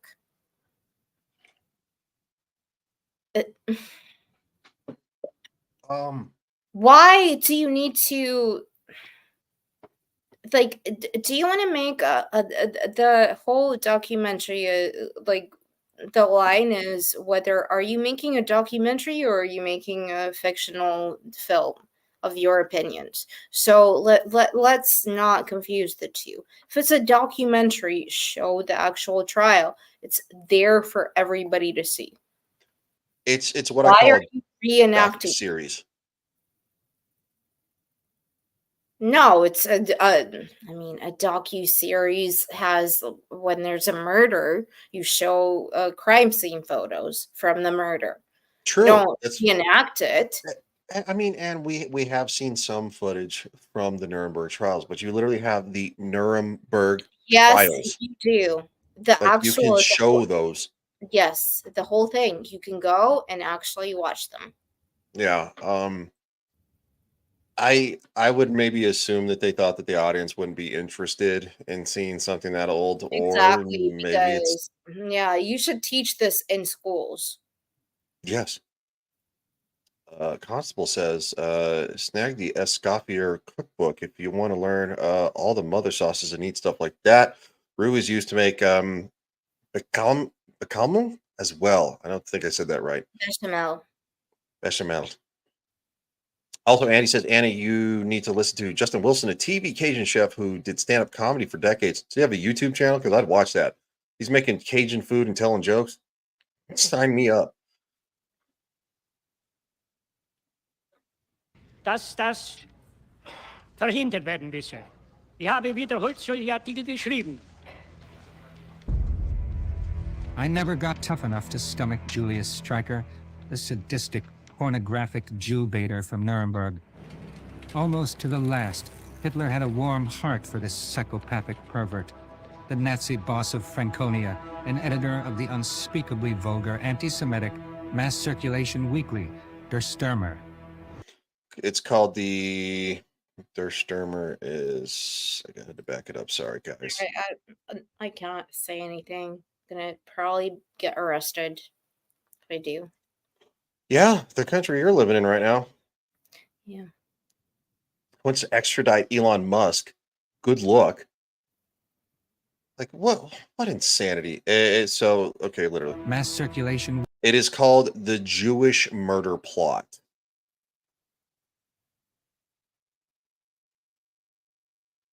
All right. Weekly, Der Stürmer. Waren Sie der Meinung, dass diese Gesetzgebung von 1935 die endgültige Lösung der Judenfrage von Seiten des Staates darstellen sollte? Mit Einschränkung. So you can see that the previous one was actual Nuremberg trial footage, which we shouldn't get in trouble for showing. And then they jump exactly right back to the whole dramatized, version. Jawohl, ich war der Überzeugung, dass durch die Erfüllung des Parteidrucks. That's the footage. That's what I'm for. Nuremberg. In 1935, Hitler and the Nazis attempt to codify the status of Jews in Germany. Ich schlage nun dem Reichstag die Annahme der Gesetze vor, die Ihnen Parteigenosse Reichstagspräsident Göring verlesen wird. Das erste und zweite Gesetz tragen eine Dankeschuld an die Bewegung ab und he said the first and second law owe a debt of gratitude under those symbols. Germany regained its freedom. This is Hitler, by the way. deren Symbol Deutschland die Freiheit zurückgewonnen hat.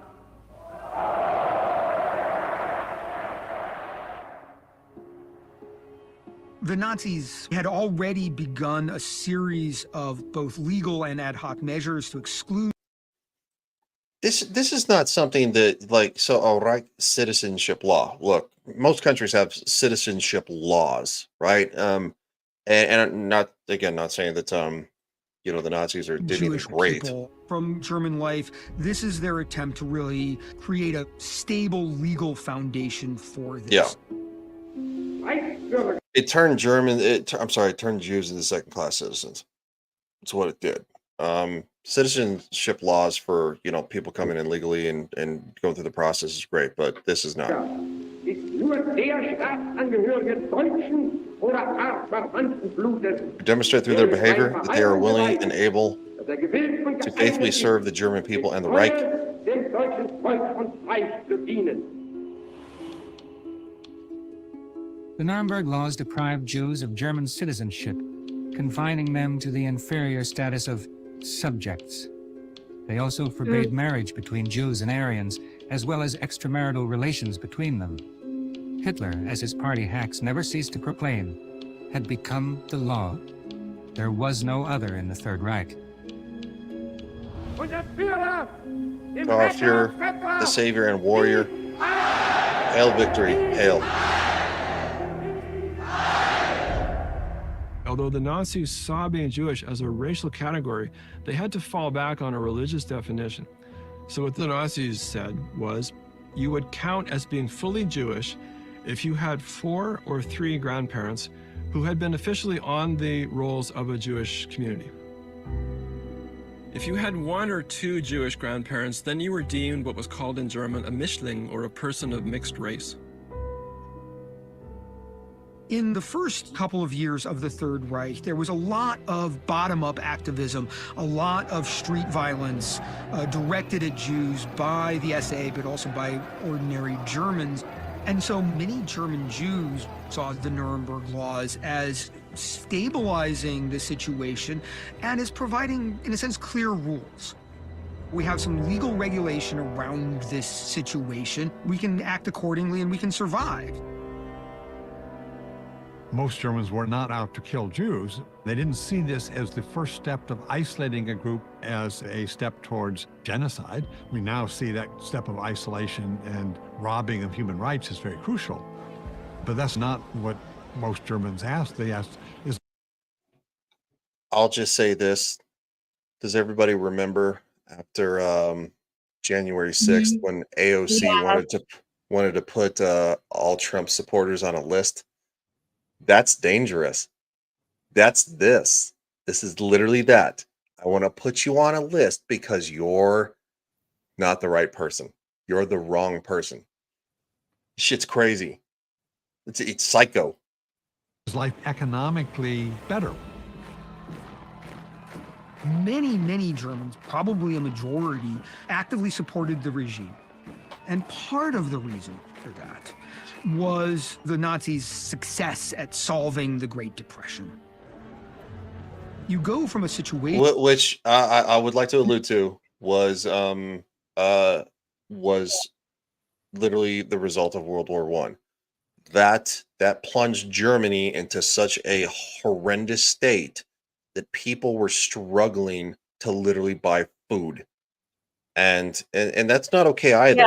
Yeah, which is why I think again, I'm very sorry, respectfully, but your comparison to what happened in the United States on that particular day is nothing to the extent of what those people were actually thinking of doing. Whatever some weirdos or crazy thinking people are trying to push, like that is not equivalent to this amount of power that they had to do the things that they did to people. So let's not compare the two.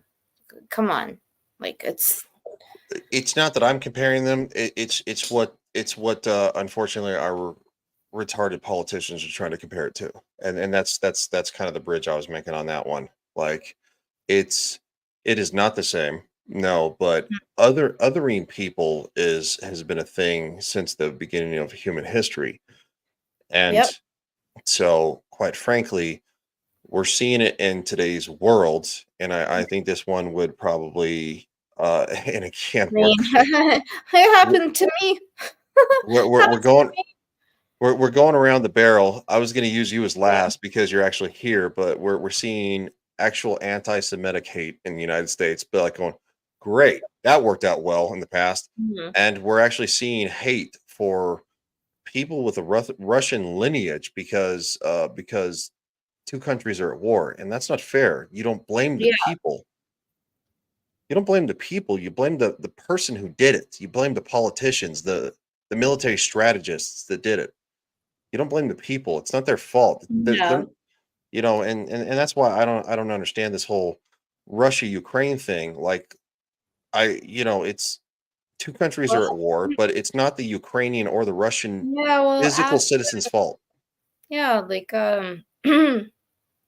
apparently the physical citizens voted the president of Ukraine, who all of you Americans are paying your taxpayer money to.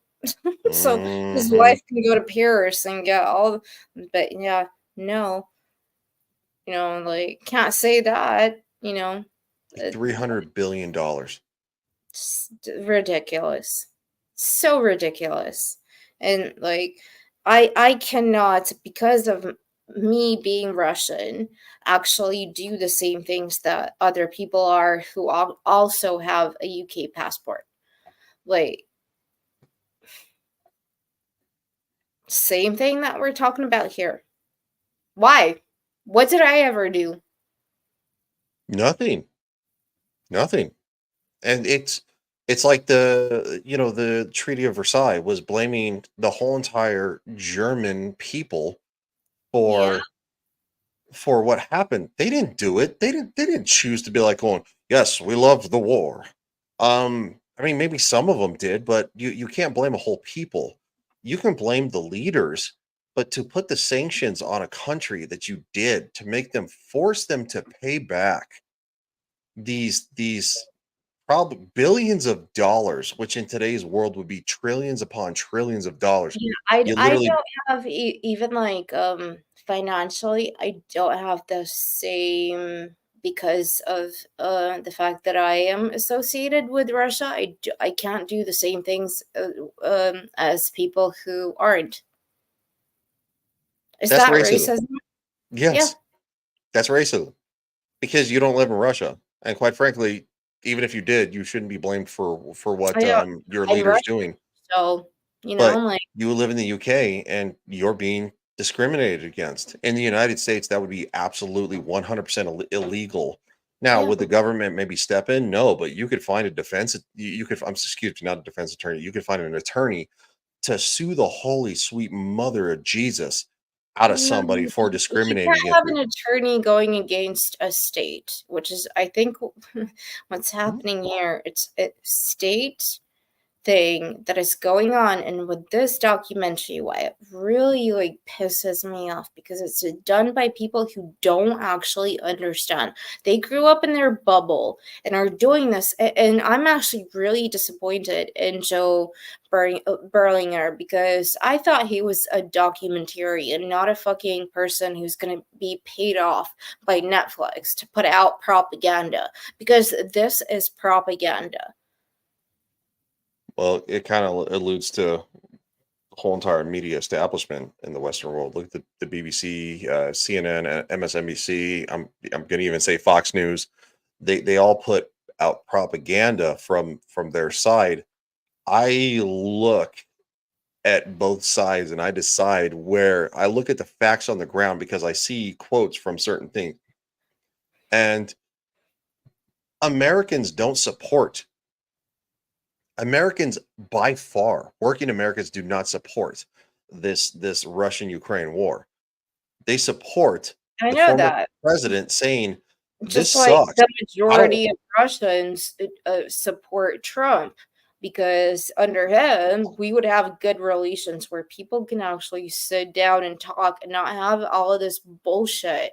Mhm. Like, you can have we the country under America that is like, Americans and Russians are really similar. And like, we like to debate. We like to be spicy. We like to, say our shit. But at the end of the day, the true notion is we just want everybody to get along. If you want to keep starting wars and poking me, I'll poke back. Sorry. And that's true. And that's something that the media didn't report, is that Vladimir Putin, again, not a fan of the man. It's not like I'm like going great, oh, hands down. Like he told NATO, he told the head of NATO, he's like, y'all need to take it easy. I'm paraphrasing again, but he said Ukraine doesn't get to No, you don't get to go on my porch and set up basically. a tank, and then me would sit there like a little bitch and be like, "Oh, I'm not gonna do anything about it." It's not fucking Reagan and Gorbachev. It's not the 90s. Like, come on, like, fuck off with your bullshit, NATO. No, you start doing shit, we're gonna start doing shit back. Like, sorry, that's the game. You come into my property, I'll shoot. If you shoot at me.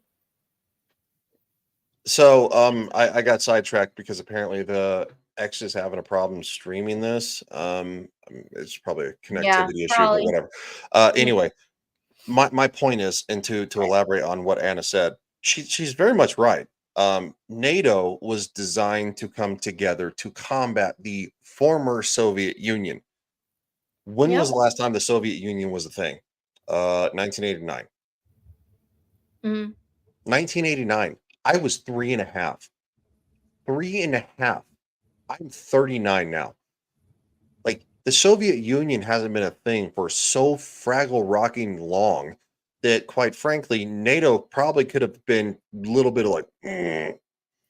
And No. the thing is that all Vladimir Putin said, and this is literally a thing. This was there was one article that I found at one time. Vladimir Putin, before he invaded Ukraine, said that just say, look, Ukraine's not going to join NATO, and things are good. Like, that's all I ask. Don't set your don't set your tanks on my front lawn and I then think be the United States invaded the Ukraine before Russia did. When they sent freaking yes. idiot asshole senator and Victoria Nuland and her cookies and ousted the president who was democratically elected, and then we're standing there and waving on the streets.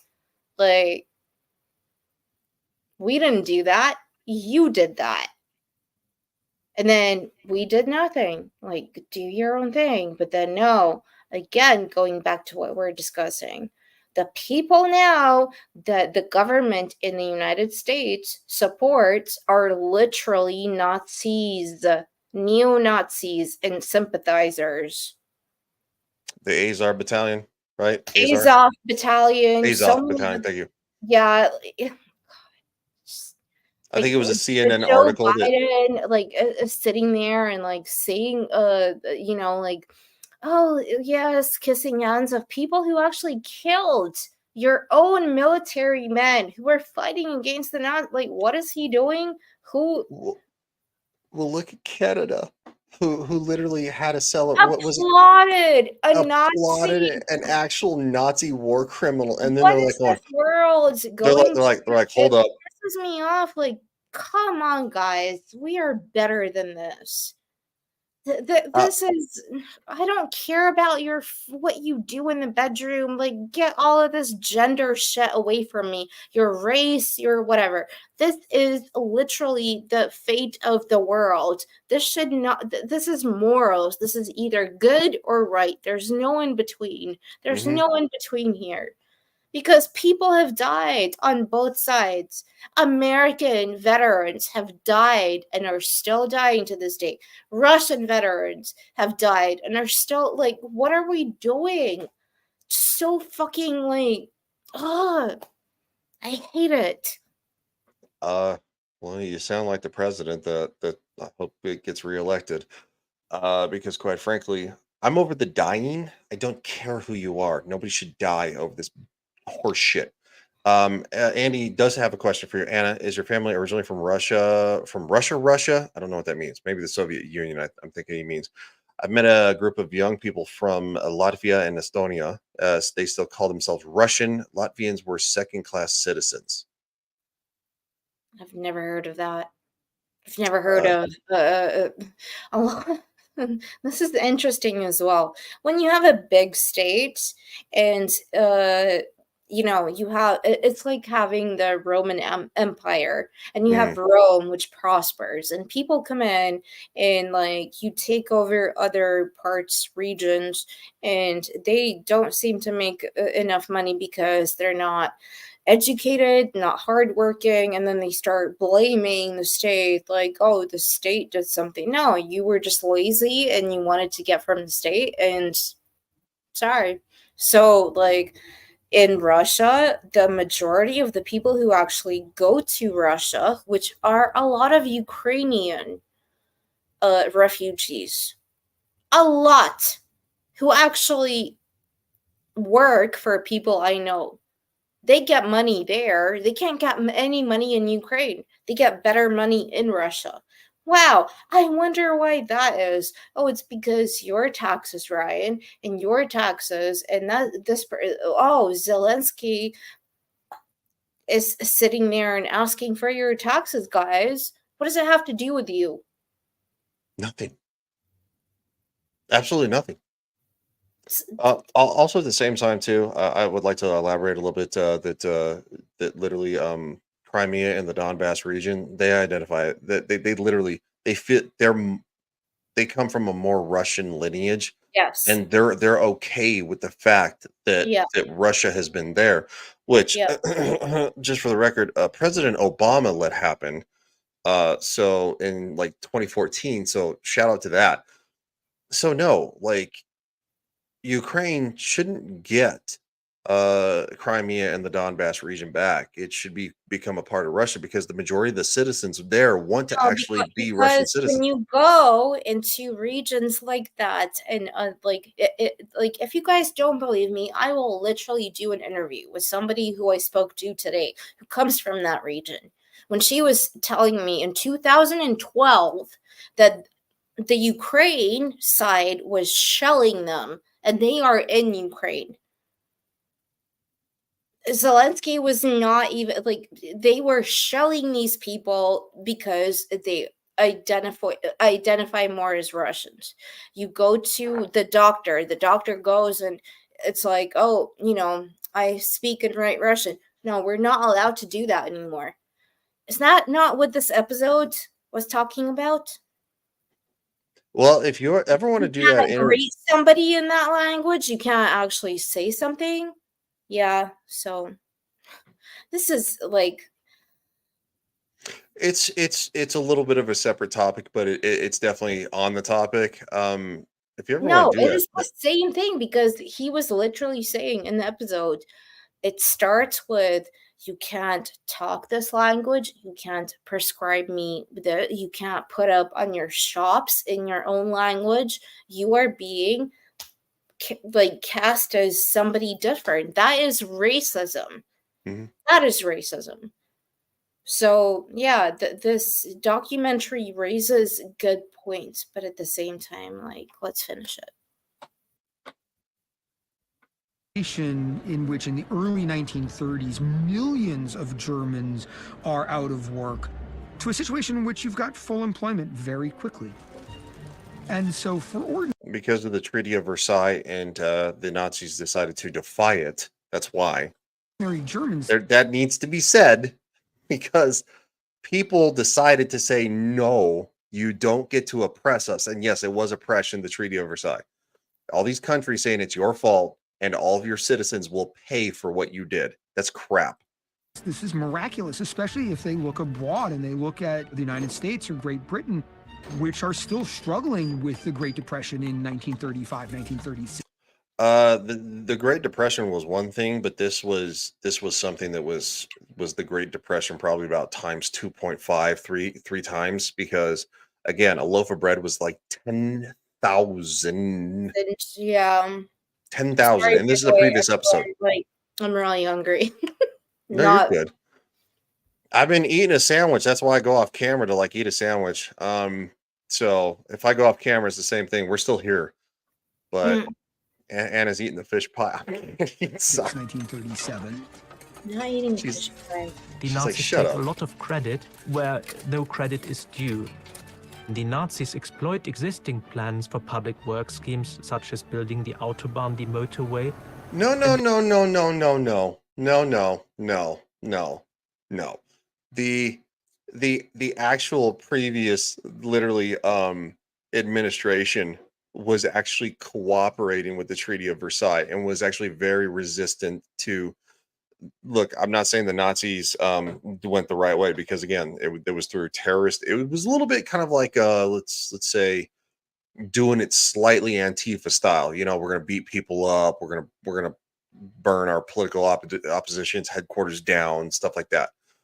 But no, the Hitler's whole thing, and I'm not praising this guy, but his whole speech was Germany first, the people of Germany first, which should be every country on this planet's literal thing to take care of their citizens first and then help where they can help later. But Germany was being bled dry. All their tax dollars coming from the citizens was being paid to the United States, to the UK, to all the countries through the Treaty of Versailles, saying you never get a military again, ever, because y'all done fucked up, which they did, and that you're going to pay us back for the dollars we spend fighting you. I And actually had a dream about it. Is that weird? about the Treaty of Versailles. No, I had a dream about a UK person like being like to a German person like you need to pay me money. And like for what? It's like for everything, like reparations. And it's so weird. Is it after you watch this episode? Because then it's not weird. No, before. Well, it might be a little weird. I'm sorry guys. I'm trying to eat. People come for the history, stay for the jokes. So no, look, again, nobody here's praising what Adolf Hitler did, but he was like, he appealed to the people by saying, I'm going to make Germany, I'm going to restore it, I'm going to make things better, more jobs, I'm going to get so it's one of those things that literally, you know, he was trying to put food on the table for people, and he did in a sense, but he had to literally violate the Treaty of Versailles to do so. And the actual because the people wanted him to be you know, the Fuhrer, but the president of Germany at the time was very resistant to that. He's like, I'm not going to do it. I'm not going to do it. And then finally he caved. And then I believe the president of Germany literally ended up dying, and Hitler took full power and violated the Treaty of Versailles and took Germany to a new height. So it's like, yeah, that's kind of how it worked. That's in a nutshell. I watched an extensive documentary done, which I do want to cover on this. I think it's like a 6-part, 8-part or something like that, done by a YouTube channel. And I think that Anna would very much enjoy it because I enjoyed the whole out of it. I loved it. It was great. This becomes one of the most potent symbols of Nazi propaganda about combating unemployment. The Nazis also massively increased spending on armaments, which was illegal at the time per the Treaty of Versailles. They weren't allowed to have an army. They weren't allowed to cross the basically the demilitarized zone. I can't remember what the specific line is called, but they ended up doing so later on after Germany built itself back up. They introduced conscription in 1935, so many of the people on the unemployment register were simply taken off this register when they were drafted into the army. In addition to the sort of basic economic stabilization, there was this sense of participatory opportunities that got Germans to feel themselves as having an impact in their. I know, it's weird. It's almost like people actually have like actually want to celebrate their country. Like nationalism is not a bad thing. It's nationalism on an accelerated over extreme level of like, the citizens that live here, we're going to condense it down to only these people are citizens and the rest of y'all are like you're okay, but quite frankly it's not great. Hannah, no offense. You have yet to prove this. So no, let's hold up. We're gonna hold up on that one. She told me the other day that South Africa has the best barbecue. I don't know about that. I've never been to South Africa, but I do know that, quite frankly, the United States seems to have the best barbecue from my experience. But anyway, I lost my train of thought because I made a joke. Criminy. Everyday lives. Where there's a will, there's a sway, especially if it's the will to get fit and keep fit. The Strength Through Joy celebrations are taking place at Hamburg. Strength Through Joy is the slogan, so laugh and grow fit.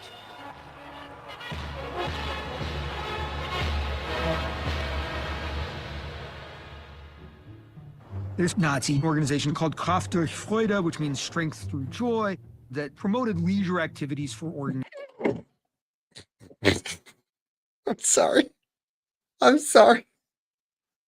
Boy, I've heard that joy reference recently. Where's that reference of the joy that I've heard? Why Oh, you laughing? Like, it's not funny.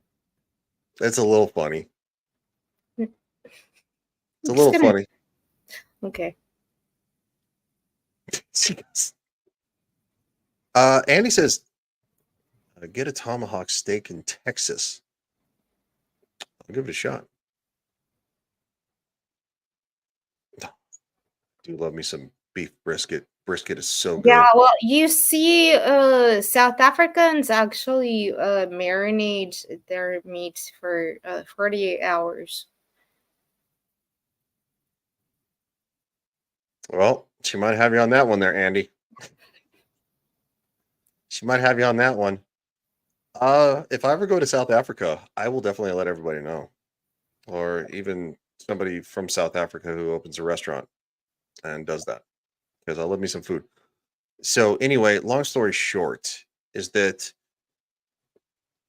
Germany is on the rise again because they're actually supporting their people. They've violated the Treaty of Versailles, and they're trying to take care of their people instead of paying out these billions of dollars to other countries who said this is your fault, you're going to pay for it, and which would be trillions upon trillions upon trillions of dollars today. It would literally bankrupt any country, including the United States.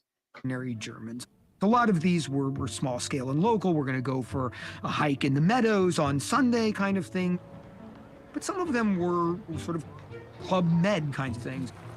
We're going to take people to beaches. We're going to go on cruises in the North Sea. Most people in Germany never came anywhere near a Kraft durch Freude trip, but they were amazing propaganda coups. If you watch, newsreels from the 1930s, the Strength Through Joy stuff is everywhere. Die größte Überraschung gab es in Wilhelmshaven, als der Führer an Bord erschien. They're sending this message that, thank God we don't live in a democracy anymore. Remember how terrible it was and everybody was unemployed and there were all these riots in the streets, and now everybody's going on cruises all the time and it's amazing. It's a very effective propaganda message because it's political, but I'm kidding, it's not by the way. overtly political.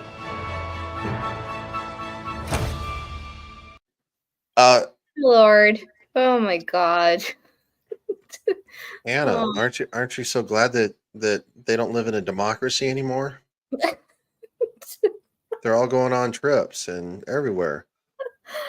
Also, just for the but, record, like, oh no, the go guy ahead. Yeah, he has a point. God, the way it's presented is so stupid. everybody's gonna.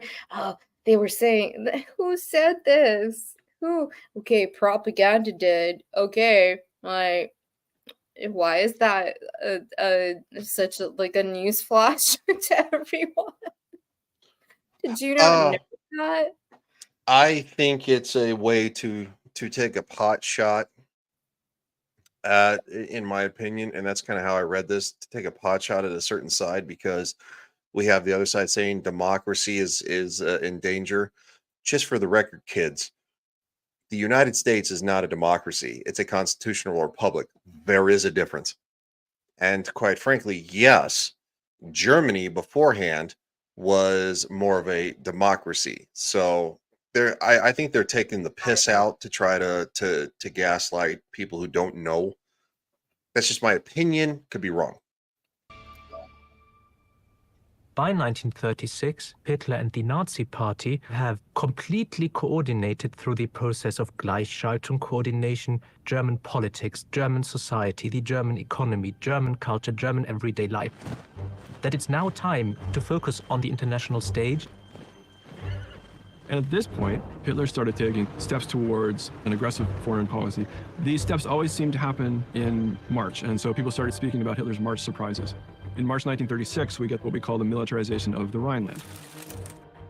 Again, the Rhinelands were the border. They were not. Germany was allowed to have a small standing army. And when I say small, it's like a sneeze. When I was actually stationed in Germany, and from 2004 to 2006, they had a very small standing army. And quite frankly, it was a little weird because their army, because us Americans actually defeated them and we occupied them all this time. We did help them rebuild, which is great. But their army soldiers, when they would come upon American soldiers, would salute us like we were officers. I was not an officer. I was an enlisted. Like I was a peon, and you got these dudes saluting me, and you had some Americans who were like going, and I'm like, well, he saluted you. Why didn't you salute him back? He's like going, because why would I? And he would say a derogatory term. And I had this one guy where we had what are called concerns, little bases that are kind of scattered throughout the German community. And we would have to drive in between them as military police. And there was one day that I did more to help the German community because, of a traffic accident or somebody who looked like they got hurt, stuff like that. And that was my whole entire 12-hour shift. As a military American police officer, I was not a German citizen, but quite frankly, because your duty as a police officer is to help others. And so I did the work because I was there before the German police were, before the German paramedics were. And I had this guy come to me one day and he's like, you had a busy day. I'm like, well, yeah. I said, a lot of stuff happened. He's like, sorry, question. Like, what were you doing in Germany if you're an American? I was part of the 529th Military Police Company stationed in Heidelberg, Germany. Yeah, but what were you doing there? As military police. Who invited you? Who invited me? I was enlisted in the U.S. Army. I feel like there's a point to this, and we're not getting to it. Sorry. Are you being a butthole? Because I'll kick your ass. I swear to God, woman. That's fine. Anyway, long story short, I helped more German citizens that day than anything else, and I came back and I got the comment from a colleague. He's like, you had a busy day. I said, yeah, and he's like, you helped a lot of the KRAUTS, and I'm like, really, dude, really? That's how you're gonna be? I looked at him, in front of literally the whole entire shift because everybody's getting ready to go home. I was the last one to come in because I had such a busy day, and I was like, they're people. I'm not gonna ignore people who need help. You understand me? And he looked at me. He's like, dude, whatever. And unfortunately, the guy outranked me. He wasn't a supervisor. He wasn't an NCO. But like that attitude is bullshit. People are people. You help people. So So it's one of those things that and Andy says there are American bases all over the world in allied countries. Yes, that's true. And unfortunately, when there was a mass pullout of American bases in these German communities, they saw a massive decline in a massive hit that quite frankly, the citizens suffered because American dollars, there were American troops, there were Germans marrying American soldiers and stuff like that and starting families, and and it's like, Yeah. there's nothing wrong with that. And the United States stayed in Germany to help rebuild after the war. And you can see the divide between the Berlin line, basically, that it's that there was a lady who came to Campbell Barracks, which was USAR headquarters at the time. She came every week to place flowers at the front of the gate because Campbell Barracks used to be an actual old Nazi headquarters. And they still had the eagles at the gates, but they just put the USAR plaque over the drilled out swastika. And she came every week, and soldiers at the gate, because I worked gate operations and law enforcement operations. You would pick and choose depending on the platoon. They'd flip flop. We'd go out there and give her water because she would put flowers at the gate, every week, every Sunday. And she did it because she survived the Holocaust. She lived through what had happened in that country, and she was always so thankful for everything that the United States did. And we appreciated her because, quite frankly, she didn't need to do that. I mean, none of us at the time were alive during then.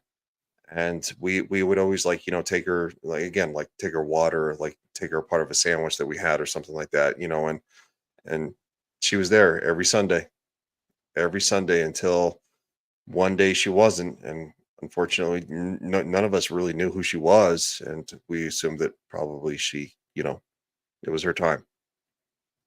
Anyway, sad story. Moving on. The Rhineland, the demilitarized zone. You can't go into it, and Germany did. The Rhineland is the western part of Germany along the Rhine River that borders France. As part of the peace settlement at the end of the First World War, one of the provisions was that Germany was not allowed to station military personnel. Jacob, thank you for being here. I gotta go. Great show. Bye, y'all. Thank you for being here, dude. Seriously, I know that we're running long. Because it's kind of how it works, but still, I did speed the episode up a little bit to try to get served a little bit faster. In this part of Germany, it was an attempt by the French to avoid being invaded by Germany again. But the French were very deliberate about using French colonial soldiers, both from Africa and then also using Asian soldiers from Indochina to occupy the Germans. It was certainly a purposeful affront to say, look, now you're occupied by alleged inferior people who are then sort of inflicting even more humiliation and disgrace on you. So in sending troops into the Rhineland, Hitler was ostentatiously...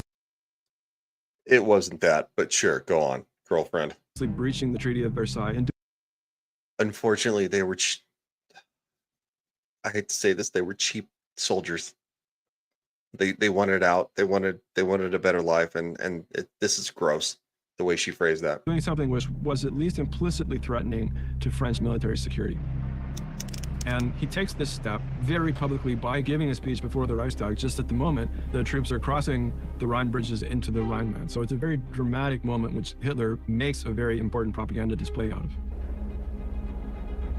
Shire and all the correspondents have been summoned to the Reichstag. All his government officials, all his devoted followers. There's some military people there that Shire is keeping a close eye on to see how they react. Hitler says in a deep, resonant voice, "Men of the German Reichstag, in this historic hour, when in the Reich's western provinces, German troops are at this minute marching into their future peacetime garrisons, we all unite in two sacred vows." He can go no further. Now the 600 deputies, all personal appointees of Hitler, leap to their feet like automatons. their right arms outstretched in a Nazi salute, and screamed Heils. The first 2 or 3 wildly, the next 25 in unison.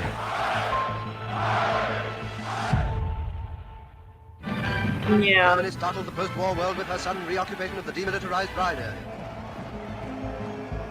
There is a lot of jubilation, celebration, and enthusiasm among Germans for the Nazi remilitarization of the Rhineland. For the Germans, this is in a sense a case of making Germany great again, recovering from the humiliations that had followed defeat. Oh my god. Yeah. Yeah. And this was from the trailer, Make Germany Great Again. Mhm. That's not a thing. That was never uttered. Nobody's ever said that in the history of the world until this dumbass decided to say, Make Germany Great Again. Ronald Reagan, who was an extremely popular president, said, Yeah. Make America Great Again. It was not a Donald Trump thing. Yes, he Yeah. asked to use that. But it was a Ronald Reagan thing after his assassination to make America great again. And he won all the states of the United States except one. But at the end of the day, like, the whole thing is supposed to be about the heinous crimes that were committed, so we cannot repeat history, but it seems like repeating history means if you're on the wrong side of the political spectrum, like this whole God, I don't want to say it's woke, but I can't. Like, make Germany great. I'm sorry. Okay. It's not a thing. I'm gonna say it. Make Britain great again. Make Italy great again. Make Russia great again. Like, fuck off. Whatever. Make grunge great again. Y'all literally made her put down her food to say that. Well, the not y'all, but the freaking documentary made her put down her food. And quite frankly, Anna likes her food, even though she looks like she weighs like 105 pounds. So, but I keyed. Germany great again. That's not a thing. It wasn't a thing. Make America great again was literally, again, Ronald Reagan. That was literally 45 years before the fact. 45 years before anything from Germany and the Nazis. You in World War I. France and England accept the situation, and the new policy of appeasing the man with the guns sets a new international tune. The British in particular, they actually kind of agree with the Germans that some of the elements of the peace treaty after World War I were unfair. They were. So shout out to the UK for saying, hold up, bro. That's not cool. They were. You know, if you had treated the German people after the fact better, you wouldn't have gotten none of this crap. Just saying. If you don't treat people badly, you treat people civilly in a disagreement, they're more likely to be civil to you. This is what results. I'm not joking. This is history 101. You treated these German people who the majority of them did nothing wrong. They're all German citizens for the most part. Not a lot of them are German politicians. They did nothing wrong. And you're like going, give us all your money because quite frankly, y'all screwed up. And the German people were like going, who's y'all? I didn't have a gun. What are you talking about? I didn't do this. That's not cool. A whole entire country of people is not responsible for the government of the people. So I talk so vigorously that apparently I got a beard hair in my mouth. You look at me like, well, you look at me a lot. No, just because this is news that has come in the last like half hour. What happened? James Earl Jones. No. Yeah. He's passed away. So. Yeah. Holy shit. pretty, that's kind of sad. Very sad. 40 minutes ago. Yeah.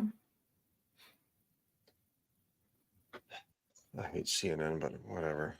I don't have that much of a bias that I can't freaking show their crap. From CNN. Share, please. James Earl Jones, iconic voice of Darth Vader in Star Wars and Mufasa in The Lion King, dead at 93. Yeah. Grew up with that guy. So. Yeah. Yeah, we both did. And this is one of the most incredible people in Hollywood, literally, seriously. This guy, he did things that were massively incredible. This one kind of sucks. Like this one sucks like Betty White, because like, you know, Betty White, she was such a kind soul. And we thought that Betty White would literally just, you know, keep going and going and she'd always be there. And yeah, him kind of the same. It's like giving me goosebumps. I don't know. Just... Yeah. Well, that's breaking news. Ladies and gentlemen, no, I don't want to sign up. CNN, go away. But thank you for reporting. It sucks. Yeah. So, Godspeed to James Earl Jones. Because, quite frankly, he was one of the incredible ones. Yes, rest in peace. Let's do him. Andy says, born in the South and had a speech impediment as a kid. Really? I did not know that last part. Yeah. And then to be one of the, it's like Morgan Freeman too. Like Morgan Freeman, who's one of the most incredible actors, you know, to find out that he served in the U.S. Army and became an actor late in his life, in his like 40, his early 40s. It's just wild. But all right. Thank you, Anna, for that. Hitler, of course, sees the gamble pay off, and this only strengthens his own ego, his own confidence, and his sense that he can continue to take these gambles. The fact that the Western allies do not, in fact, respond at all also starts to tell him something about them, that he feels the Western democracies are weak, and he can continue to push at them because they won't respond. But what Hitler really wants to show the world is how happy Germans are, what a peaceful, prosperous, thriving place Germany is. For 3 years, the Nazis have prepared the German for this. Oh, no. Sorry. For the first time, the Olympic Games are given a heavy political and propagandistic overtone. Hitler didn't give a rat's ass about sports. He was actually not interested in international sports. He wasn't interested in German sports. The Olympics, however, offered him an opportunity to present German greatness to the world, to present Germany in his image, to bring in the international community and refute all these arguments about violence and oppression and censorship, and show just what he had achieved in those few short years.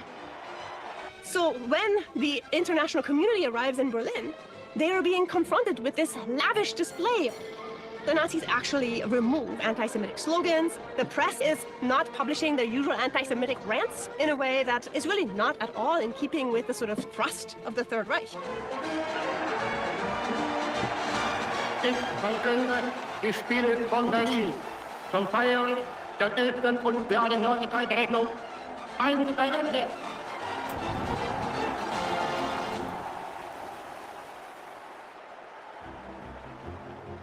One of the propaganda messages that the Germans are hoping to send with the Berlin Olympics is the superiority of racially pure Aryan Germans in athletic prowess. And German athletes do well. But the problem for the Nazis is that the real star of the Olympics, who emerges in international media, is the African-American track athlete Jesse Owens. Yeah. Jesse Owens. Oh, yeah. Yeah. Oh, yeah. Jesse Owens, literally just, I mean, it's Olympic history is the best way to put it. He wins several gold medals, He humiliates several German stars. And above all, he attracts the lion's share of the international media attention.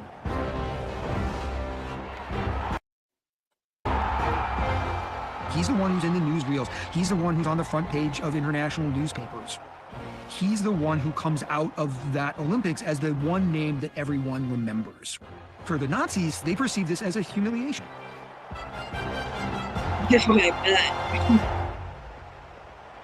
I'm very glad to have won my 3 events in the games here at Berlin. Wonderful competition here, wonderful stadium, and wonderful crowd. And the days have been very nice. And the people here in Germany have been very nice to me. And I'm very glad to display my talent here. Thank you. Ultimately, and he was so humble. So humble. So humble. That's one of the reasons that he was because humility then and even in today's world as an athlete, being stellar, being thankful. And it goes for anybody who's been successful, anybody who watches this show. I mean, like literally, you know, I have 4 YouTube channels, and quite frankly, anybody who watches them, I'm thankful for, because quite frankly, I'm just a retard with a camera. I have a microphone. That's like I say things, and it's like I'm not always right, but the fact that people listen, it's like I'm thankful for that.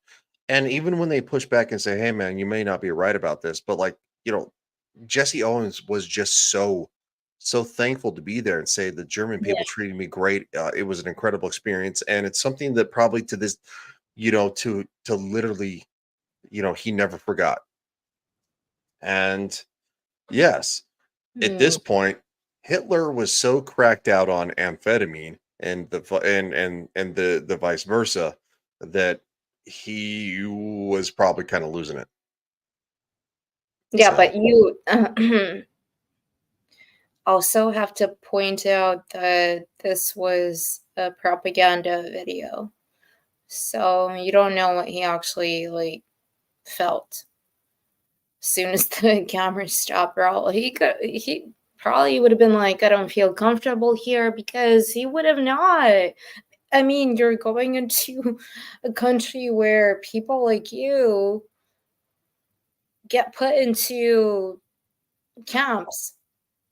Oh, so You know, like that was actually a German interview.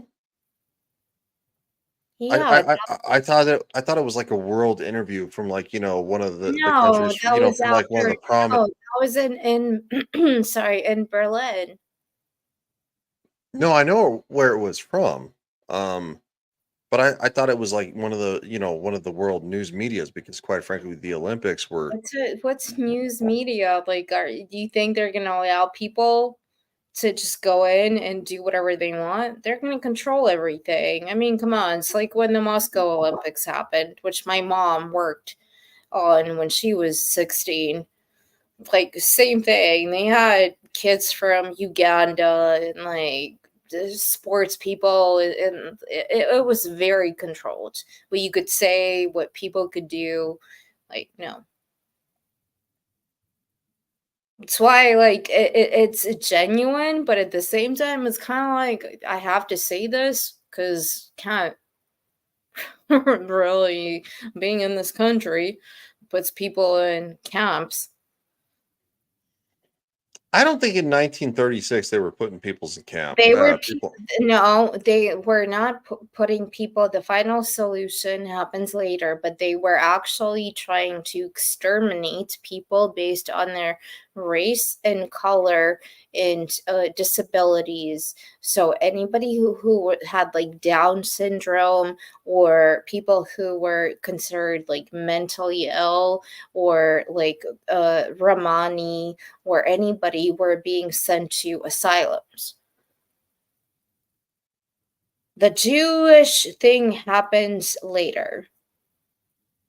Yeah. But in the beginning, they started cleansing society of anybody who did not look like what they wanted them to look like. So it was very interesting. Like, I agree with this point in this documentary.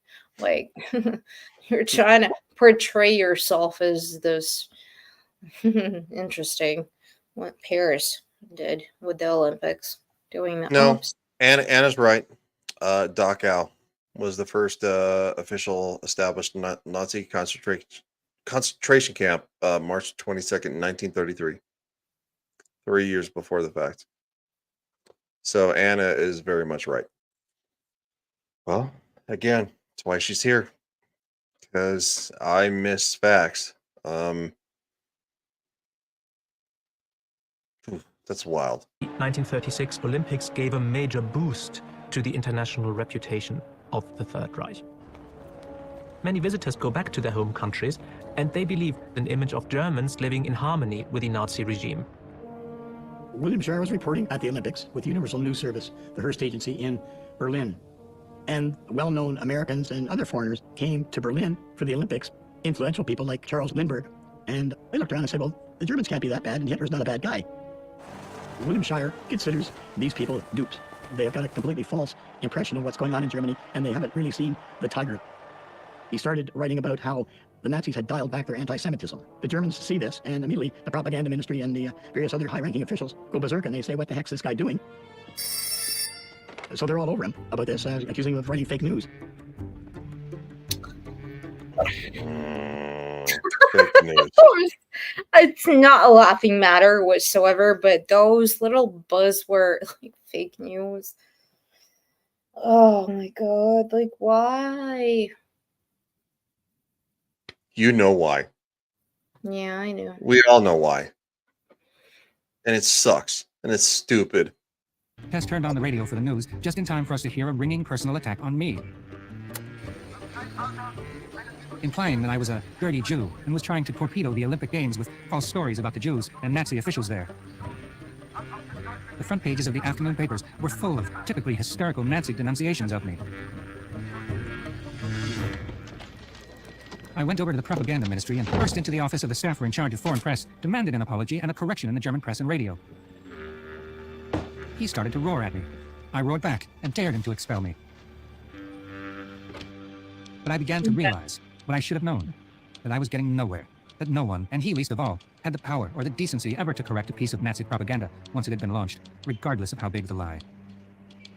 One of the ironies of the Olympics and the propaganda piece that accompanied the Olympics is that just as the Olympics are in progress, Heinrich Himmler, who has recently become the chief of all German police forces, has ordered the construction of a new concentration camp just north of Berlin called Sachsenhausen.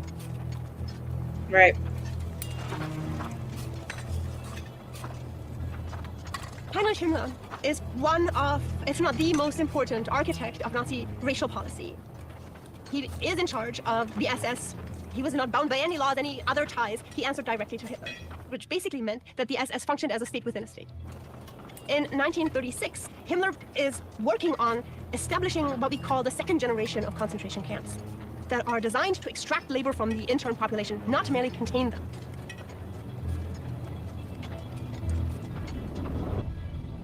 It's not yet the Nazi Party's intention to imprison large numbers of German Jews. Instead, the emphasis is on asocials.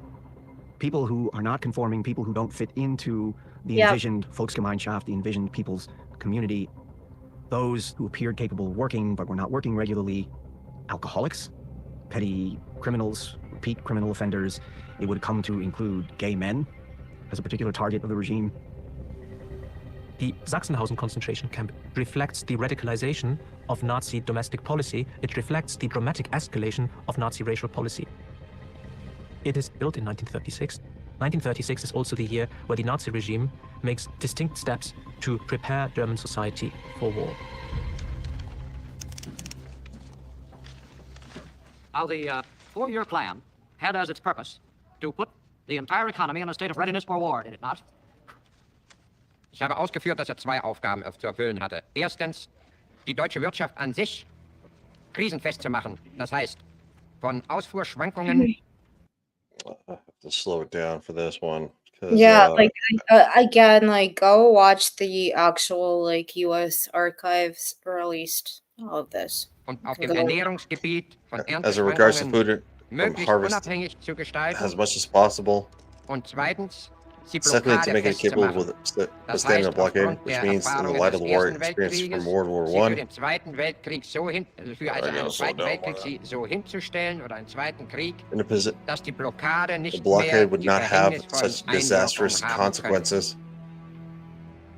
Well, to get a specific answer, if possible, didn't you say that you saw it to be your task within 4 years to put the entire economy in a state of readiness for war? Did you say that or didn't you? Aber selbstverständlich habe ich das gesagt. Hitler writes a secret memorandum which comes to be known as the 4-year plan, and he appoints Göring as the chief of a new authority called the Office of the 4-Year Plan. The direction of travel is clear. Germany has to be ready for war within the next 4 years. Hermann Göring in the 1930s was typically thought of as being the second man in Nazi Germany. He's really Hitler's right-hand man. He becomes sort of Sorry, the Mr. fun fact right here. US corporations and worldwide corporations from the US to the UK, everywhere, have 4-year plans. That's what they do. It's literally called a 4-year plan. True. That's probably where it came from, but not for Yep. war. Uh, I'm joking. I'm joking. okay. Well, I mean, literally, corporations go to war against each other. Yeah, it's Yeah. a 4-year plan. Yeah. It's another reason to understand the fact that It works. As horrible as that is to say, it actually, some of the things that they did economically worked. And that's one of the things that worked. Andy said, probably a little bit back, Hurricane Johnson won a heavyweight title and was arrested for driving a white woman around. He was finally posthumously pardoned by Trump when all Obviously, yeah, pardoned. Yeah. Yeah.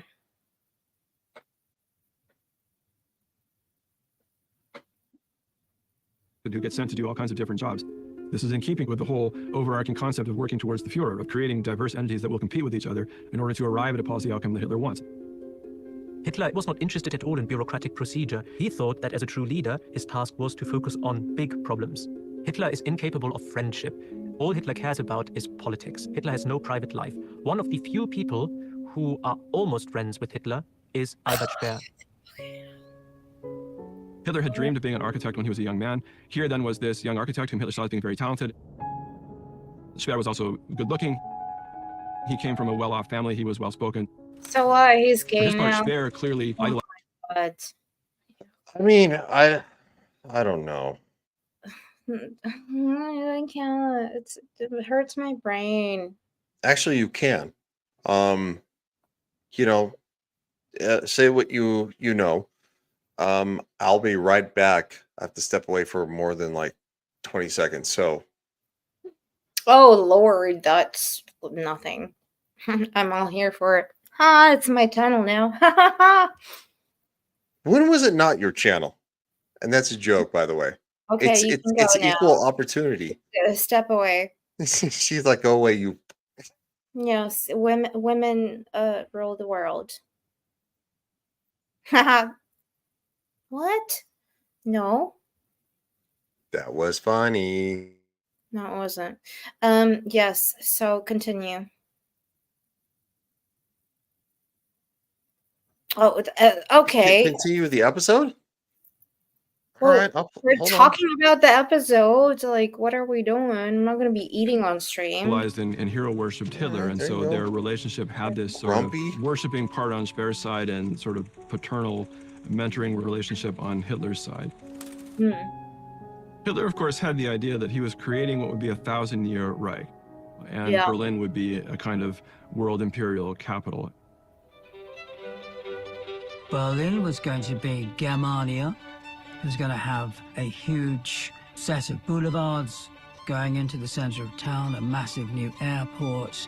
It was going to have a Arc de Triomphe, much bigger than the French one, of course. It's going to be a great hall of the people with a dome bigger than St. Peter's in Rome. Everything was great, huge, monumental. When Albert Speer's father visited him and met Hitler and saw these models, he simply tapped his forehead and said, "You're all mad. You've gone completely mad." Hitler is convinced that he is a man of destiny. He is convinced that he and he alone can lead Germany into the greatness for which it is destined. And he feels like he needs to secure victory for Germany while he's still young enough and robust enough to provide the kind of leadership that he thinks only he can provide. Hitler doesn't know when exactly he will go to war, but Hitler knows that he needs an ally. And the most suitable ally for him is Mussolini's Italy. Benito True. Mussolini and Adolf Hitler share a similar ideology, and that ideology is fascism. You cultivate politics not through debate, but through violence. You believe in a world order where the strongest will prevail over weaker states, over weaker institutions. Mussolini, of course, had come to power in Italy in 1922, long before Hitler. So he viewed himself, in a sense, as the senior dictator, and Hitler seemed to accept that. But one of the issues between them is Austria. Mussolini had posed as a defender of Austrian independence, but Hitler had always been a pan-German nationalist, right from his young days in Austria. So the idea of incorporating German Austria into Germany was something that he had thought about for a long time. Hitler is eyeing Austria hungrily in his preparations for war. Austria has iron deposits, it has other resources that Hitler thinks would be beneficial. So, in 1937, Benito Mussolini makes a state visit to Berlin to see Hitler. And Hitler is courting Mussolini. He wants to impress upon Mussolini that Germany is a viable partner. The Nazis pull out all the stops when Mussolini visits. They go to enormous lengths to create huge events. They take Mussolini around Germany. They were They show off the basically strength love of the new German bombing army, the Wehrmacht. Mussolini. Good Lord.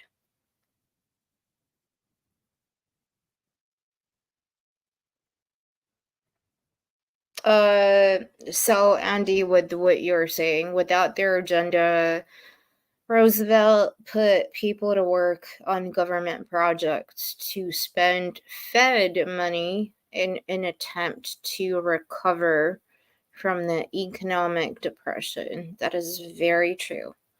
How'd it go? I was just saying that Hitler, Mustache Man was love bombing Mussolini. Okay. No, when you said lead running, I was like, all right, I gotta run. Like, No, I did not. But okay, yeah. So, yeah. This is, these parts I like. Everything else in this piece of shit documentary, I don't. Sorry. Now it's my turn.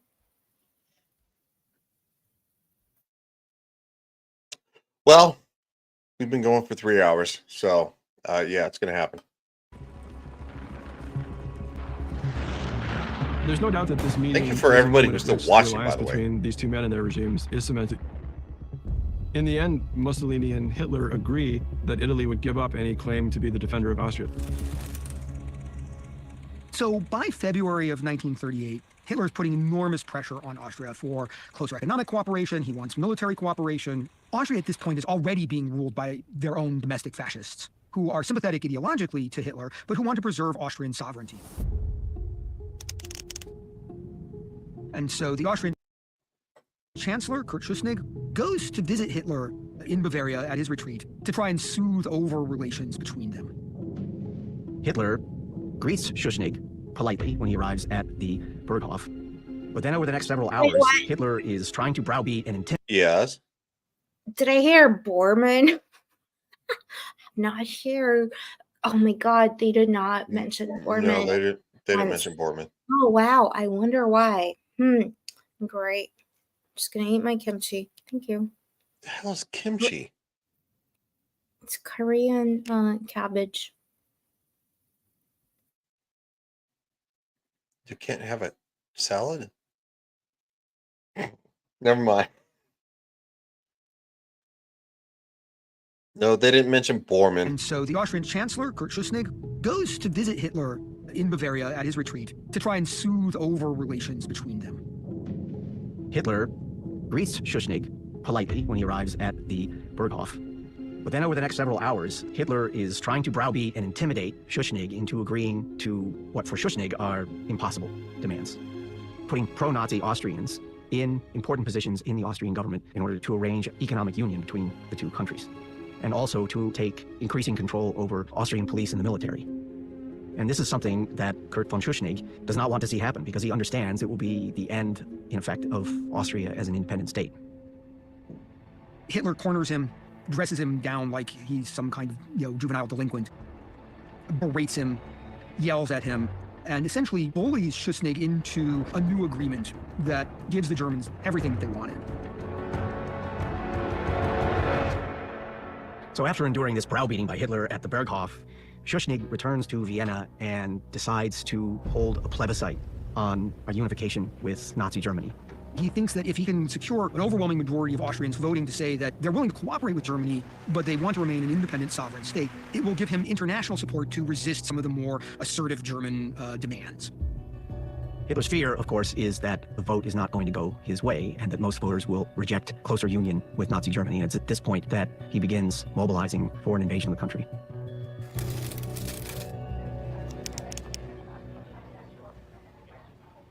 Hitler, when he heard that Schuschnigg was going to obtain the opinion of the people by plebiscite, he decided to invade at once, did he not?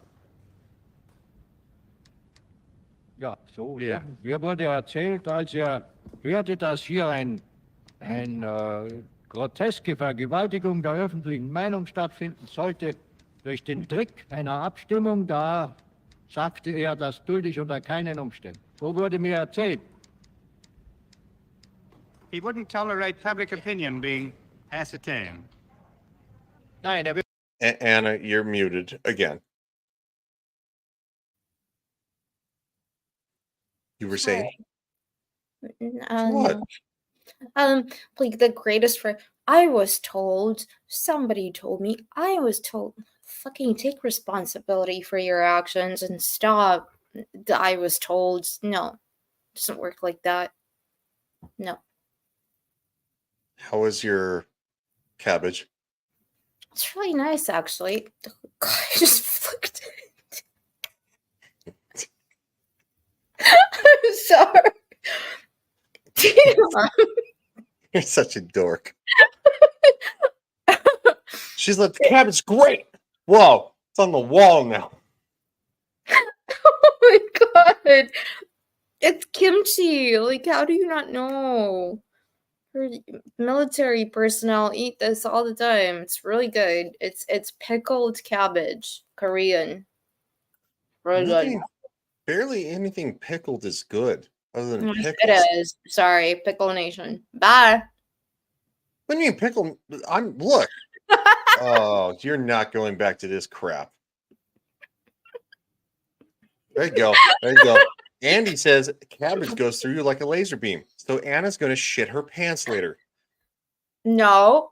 Happy TOS Day, by the way. Thank you. Wasn't that yesterday? Yeah, but still. Don't change the subject about you eating cabbage. William Shatner's not dead yet. God, please don't die ever.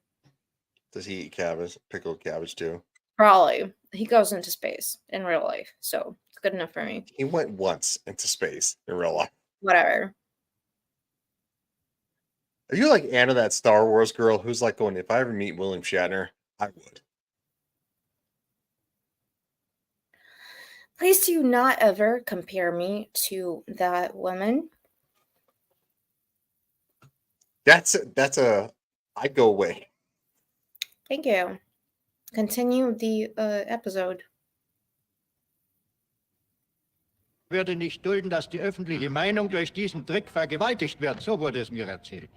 So the armed forces of Germany then marched into Austria. That's right.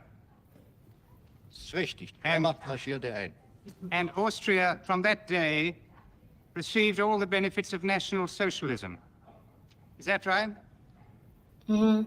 Das ist eine politische Frage. Es hätte jedenfalls vielleicht das Yes, Bürgerliche yes, mehr I just, werden können. had nothing to do with it. Yes, yes, just flick my couch on the wall. Like, pay attention to that. Oh my god, these fucking people. I swear to God. I am so sorry. I'm literally a really nice person and I don't support capital punishment. But for what these assholes did to the world, like, I'm so happy they all either killed them. Minecrafted themselves or did things happened. No. She says I'm literally a nice person. She yells at me about Star Trek. I'm kidding. I'm joking. Joking. Mhm. Shut the fuck up. Just shut up. Okay. That's not good. All right, so Kamala. at any rate, it could perhaps have become the happiest country on earth. No play. Crowd is murmuring. The Anschluss of Austria is not really an invasion. Normally, when there is an invasion of a foreign power into another country, there is military resistance. In Austria, there is no military resistance whatsoever. Instead, German soldiers are greeted by enthusiastic crowds. To the surprise of a lot of people, certainly to the surprise of the Austrian government, the German troops are greeted as heroes. We should remember that the population of post-World War I Austria was overwhelmingly German in its composition, and Duh. most of those people had favored some kind of union with Germany. As Hitler goes into Austria, he travels through Braunau, his birthplace. He travels through Linz, the city where he had experienced his very unglamorous youth. And then he enters Vienna.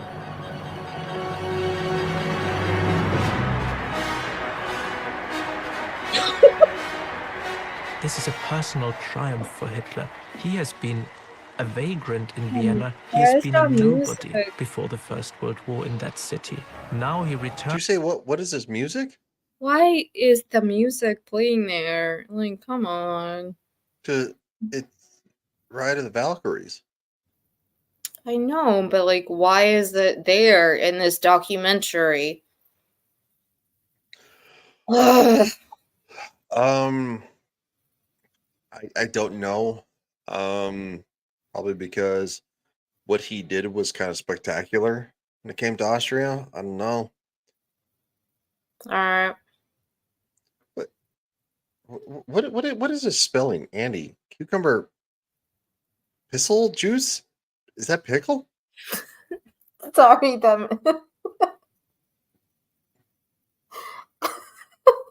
No, it's a joke. It is? What joke? Oh, Ryan, please play the thing. All right, you can tell me later. Returns to Vienna 25 years later as the leader of destiny who brings Austria back into Germany. She's not dyslexic. She's smarter than I am by like twice as much.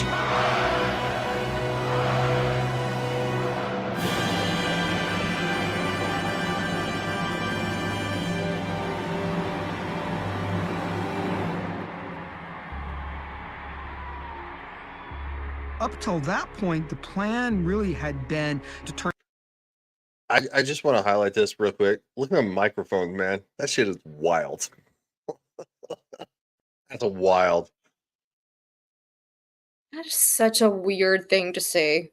Like, the microphones are wild. Are you jealous of his setup? Like, what?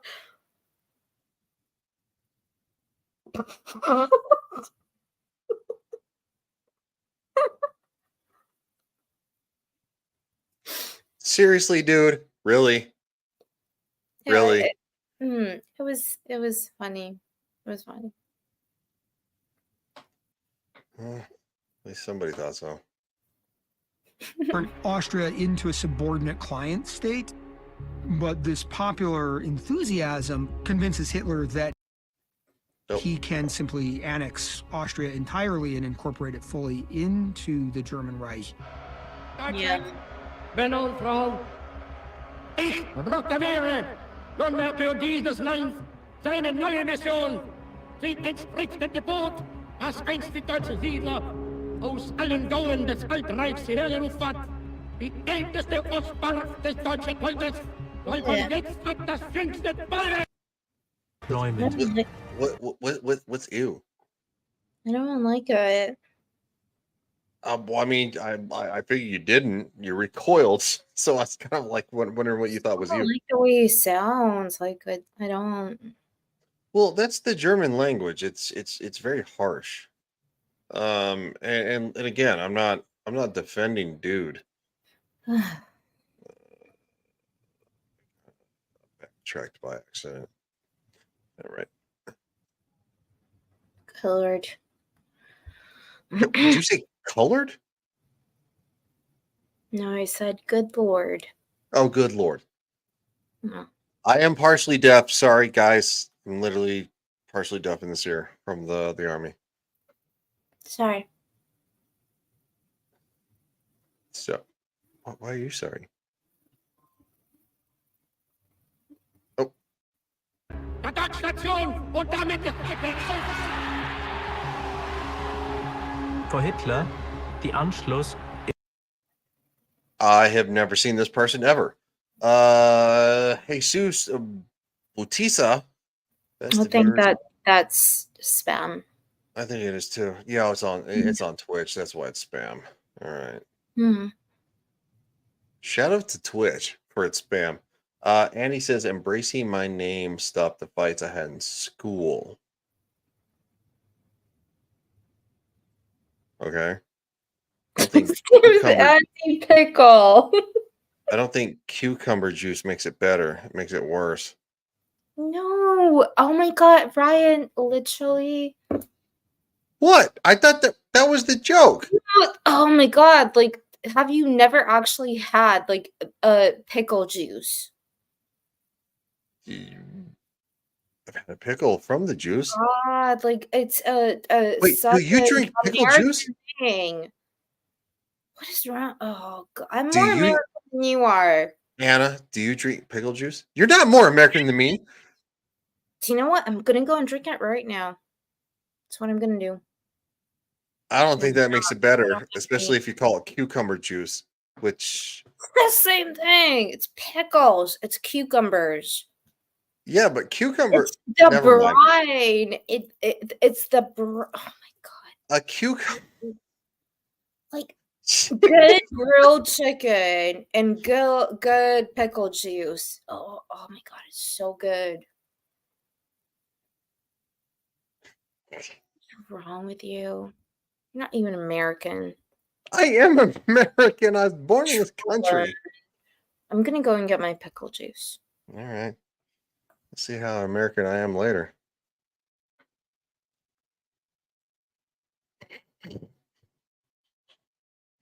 All right. Fucking Christ. What are we doing here? is one of the greatest personal triumphs of his life. He boasts that he has fulfilled one of the biggest historical injustices, and that is that Austria had been a separate state from Germany. Oh. I didn't know that. That's the Chick-fil-A secret. They brine the chicken in pickle juice. It was very good. Andy says that there is a drink that uses, yeah, I know. Vinegar tastes nasty, but it is healthy. Pickle juice has sodium, but also the vinegar good properties. It's called, what was that shot it's called? I don't know. It's called pickleback. It's literally called pickleback. I'm not joking. You know what? I'm joining Spoon on the fucking trail of women can't do stuff. You know, times are changing. Ladies can do stuff now. And you're gonna have to learn how to deal with that.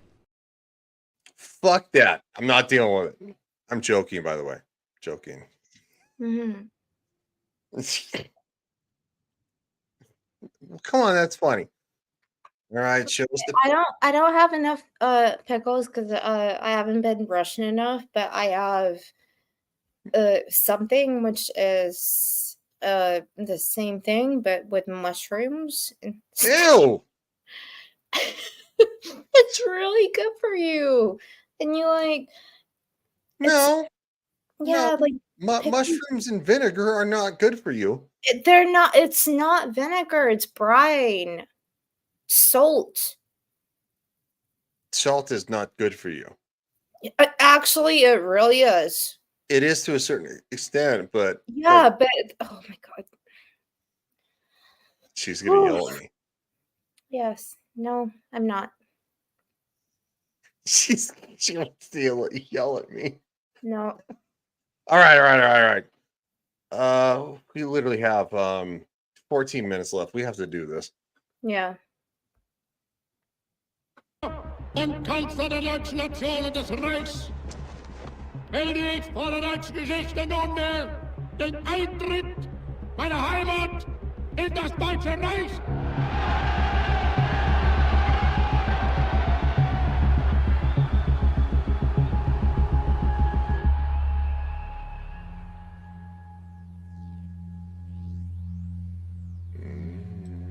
For Austrian Jews, the Anschluss is a catastrophe. They're one of the larger Jewish populations in Central Europe, heavily concentrated in the city of Vienna. And when the Nazis take control in Austria, Austrian Jews face the entire process of exclusion, discrimination, expropriation that had been unfolding in Germany over the previous 4 years very, very dramatically and very quickly. The SA and SS were picking hundreds of Jews off the streets or hauling them out of their homes to clean the latrines in the barracks and other buildings seized by them. I had never seen quite such humiliating scenes in Berlin and Nuremberg, or such Nazi sadism. After Hitler marched in, a non-Jewish friend that I had known for many, many years threw me on the street and made me scrub the street. And he called me, "Du Saujud, you pig Jew." It's horrible. That following week, the benches in the parks were already marked no Jews. No Jews allowed. Jews were dismissed from their job. People disappeared. People were scared to death.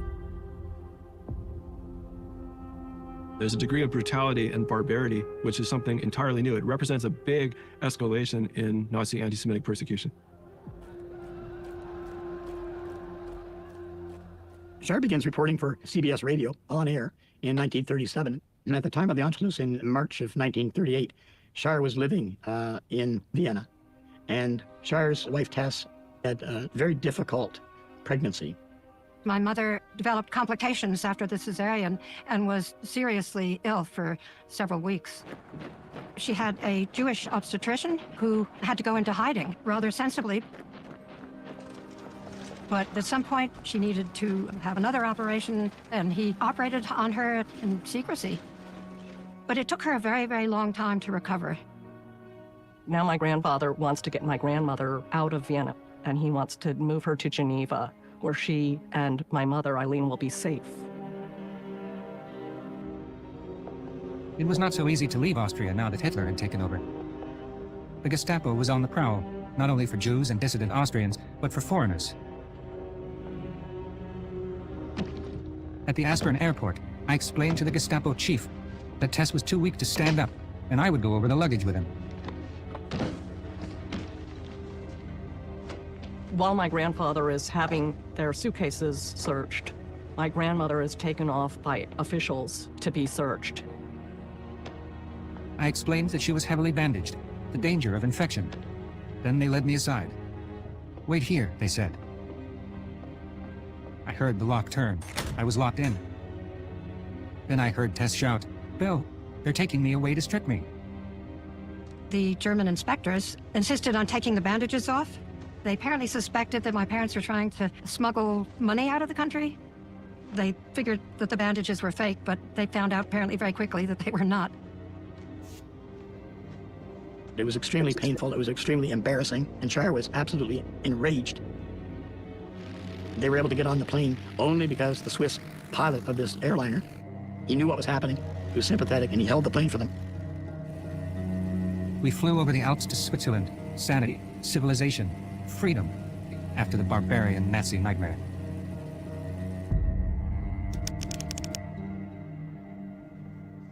Die Anklage nimmt an, dass im Jahre 1938 eine schärfere Behandlungsweise den Juden gegenüber Platz griff. Trifft dies zu und woraus ist dies zu erklären? Ja, dass im Jahr 1938 die Judenfrage in ein neues Stadium trat, das ist ja bewiesen. Ich selbst kann dazu nur sagen, dass vorher keine Besprechung. That there was no preliminary conference on the subject. Darüber stattgefunden haben. Ich nehme an, dass der Assume Führer that the Führer, impulsiv hier war. impulsive aus dem as he Augenblick was, acting on. So, if you want to pull up what Constable said. To be fair, my problem was with the ones in positions of power harming both the Germans and their peers, not with the regular civilian going about their lives. That concept still applies to modern day.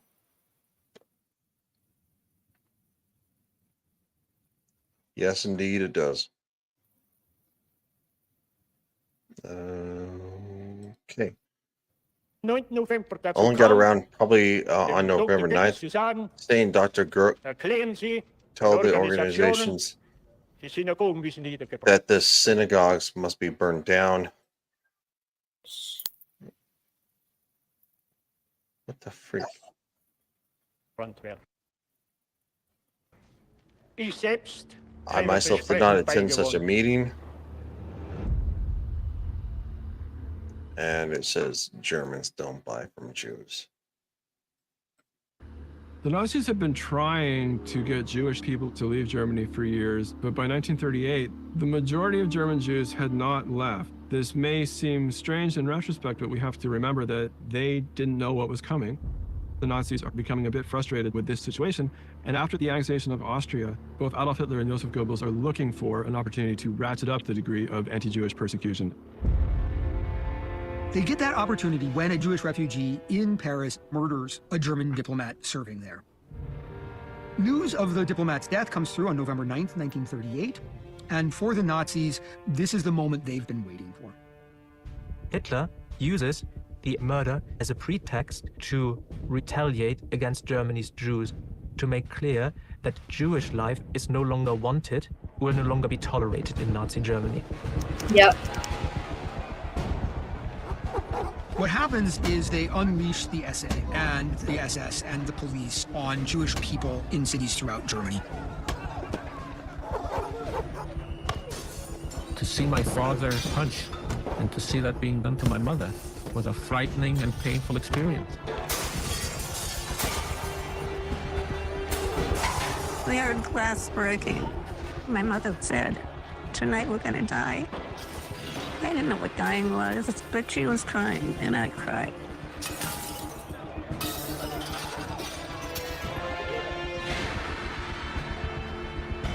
They attack Jewish shops, they loot.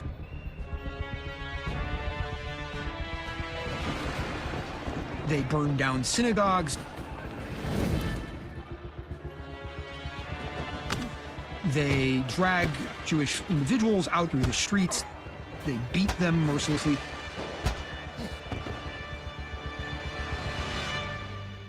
The events of 9th of November 1938 are often called Reichskristallnacht, Night of Broken Glass. Not only glass. Yep.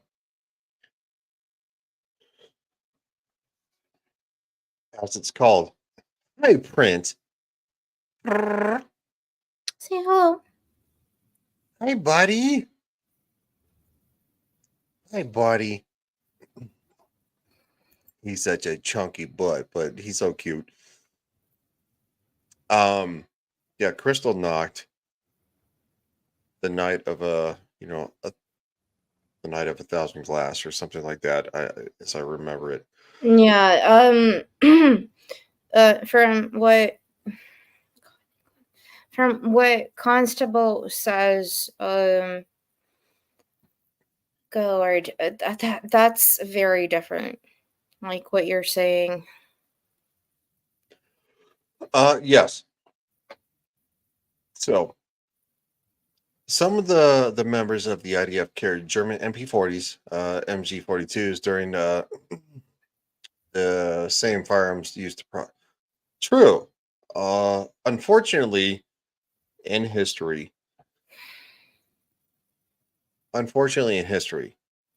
those who have been oppressed will pick up the weapons of those who oppress them and go forward. So it's look, it's not whatever you believe about what's going on in Israel right now and Palestine. This has nothing to do with this. Because again, I'm going to say this blatantly and clearly. The Jews were persecuted in Nazi Germany. And we're seeing the Jews persecuted again in today's world. Active anti-Semitism. I'm not saying that the Palestinians don't need some help. They do. The problem is, though, is that the Palestinians, the majority of them, back terrorist groups who, when you send aid to Palestine, the terrorist groups steal that. Hamas. That's the thing. So the Jews literally are doing one thing to protect their borders, and Hamas is doing the other to subjugate literally a people of Palestine to get their will. It's fickle, and it quite frankly, it's not something that we can solve overnight. And he's such a cute cutie. He's so chunky and fluffy. Sorry. Prince. He heard. You fluffy butt. So, that being said, well, we're tackling problems one time at literally one situation at a time, and literally, I think Andy put it very well. yeah, not black and white. Exactly. So, glass was broken or shattered. Almost 100 people were bestially murdered by Nazis. Up to 30,000 Jewish men were paraded humiliatingly through Germany's streets and taken to concentration camps. The Nazis present the events as spontaneous outbursts of popular anti-Semitism. This is a fabricated myth. This is a Nazi lie. The Night of Broken Glass, to use the euphemistic term, was a coordinated anti-Semitic pogrom that combined state-sponsored anti-Semitic violence with grassroots anti-Semitic violence. And after all of this violence visited upon Jewish communities by Nazis, the German Jewish community is being made to pay for the damage. It's, of course, entirely perverse, but it is entirely in keeping with Nazi Jewish persecution. It's awful. After the Night of Broken Glass, Hitler and the Nazis have not decided how they will resolve what they euphemistically call the Jewish problem or the Jewish question. The events of the Night of Broken Glass have shown that part of the solution will be murder, violence, and mass incarceration. Hitler gives a notorious speech on 30th of January 1939, the anniversary of his appointment as Reich Chancellor in 1933. He makes a catastrophic pronouncement.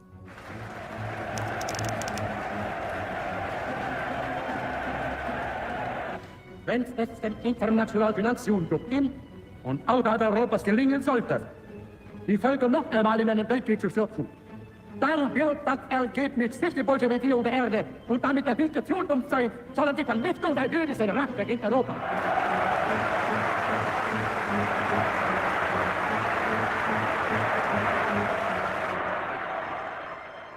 I knew well enough that there was little hope for the Jews. But for some reason, this publicly expressed threat by the dictator did not register very strongly with me. There had not yet been any mass killings. I could not quite grasp that such a thing could occur. After all, Germany was a Christian country with a very deep and rich European culture. Hitler repeated the threat 5 times in subsequent public utterances that year. My own naivete in regard to his designs was greater than I realized. But no one can say that Adolf Hitler did not give full warning of the barbarian world he intended to make.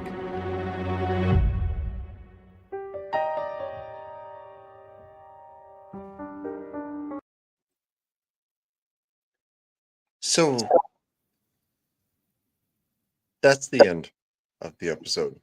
Yeah. So, Anna, your final thoughts, or shall I go first? you're the man. So, I've been to a Nazi concentration camp. It has a feeling to it.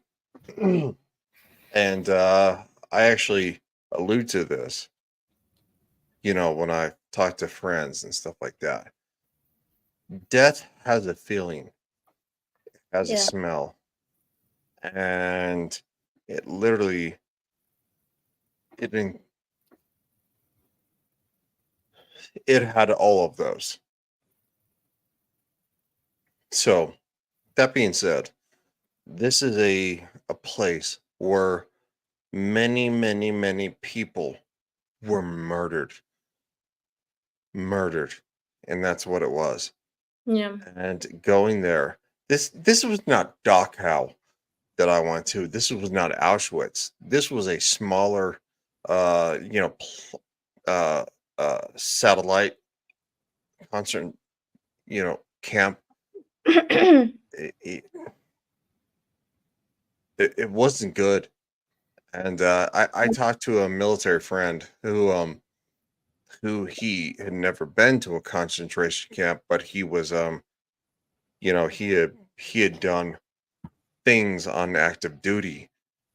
I was like, I'm like, you know the feeling when you see dead, and you smell it, and he's like going, yeah, no, I know.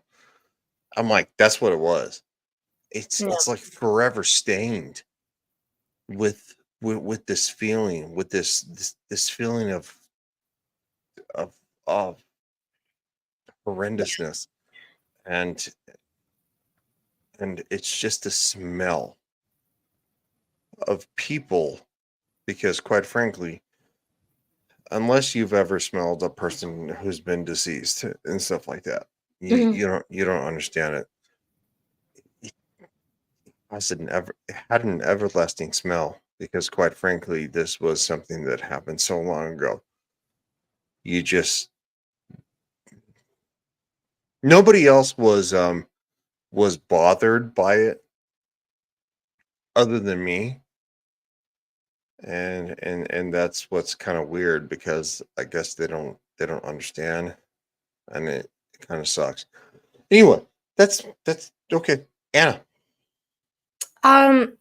So first of all, thank you so much for again bringing the show back, because like some of our lovely panelists in chat have been saying, it's very topical to what is happening today, and also very good to distinguish and have like discourse about what was being said in documentaries being made today.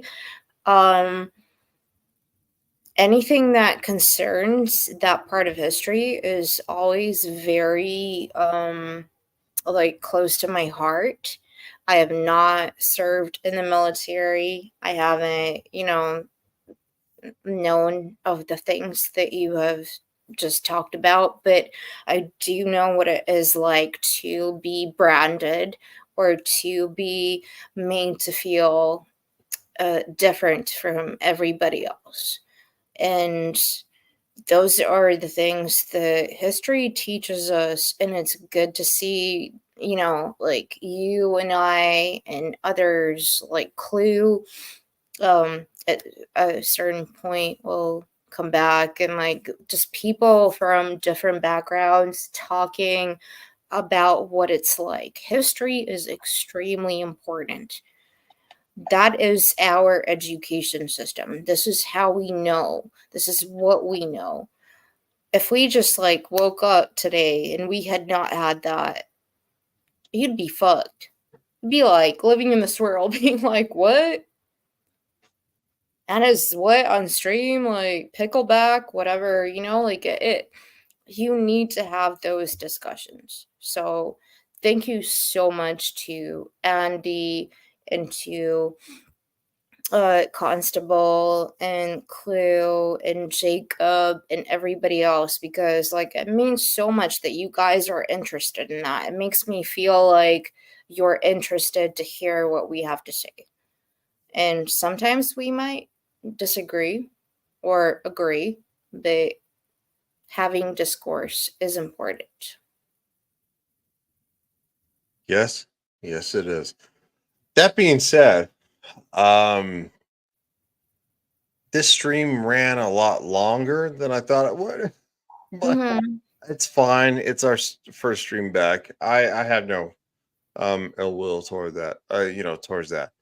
Anna is always she's always a gem to counteract, what Well, what for whom the bell tolls is Hemingway, one of my favorite authors, Andy. well, Anna, you're smarter than all of us. Like literally. Okay, so final thoughts is I think this documentary is is good that it's out there, but at the same time, it's Netflix, they probably have like some DEI consultants. We need to insert this person or whatever. That's code for we're done. So I Mm. thought it was a good episode. Thank you everyone for watching. Not the episode itself, it was like really rough. And we'll see you next time. See ya.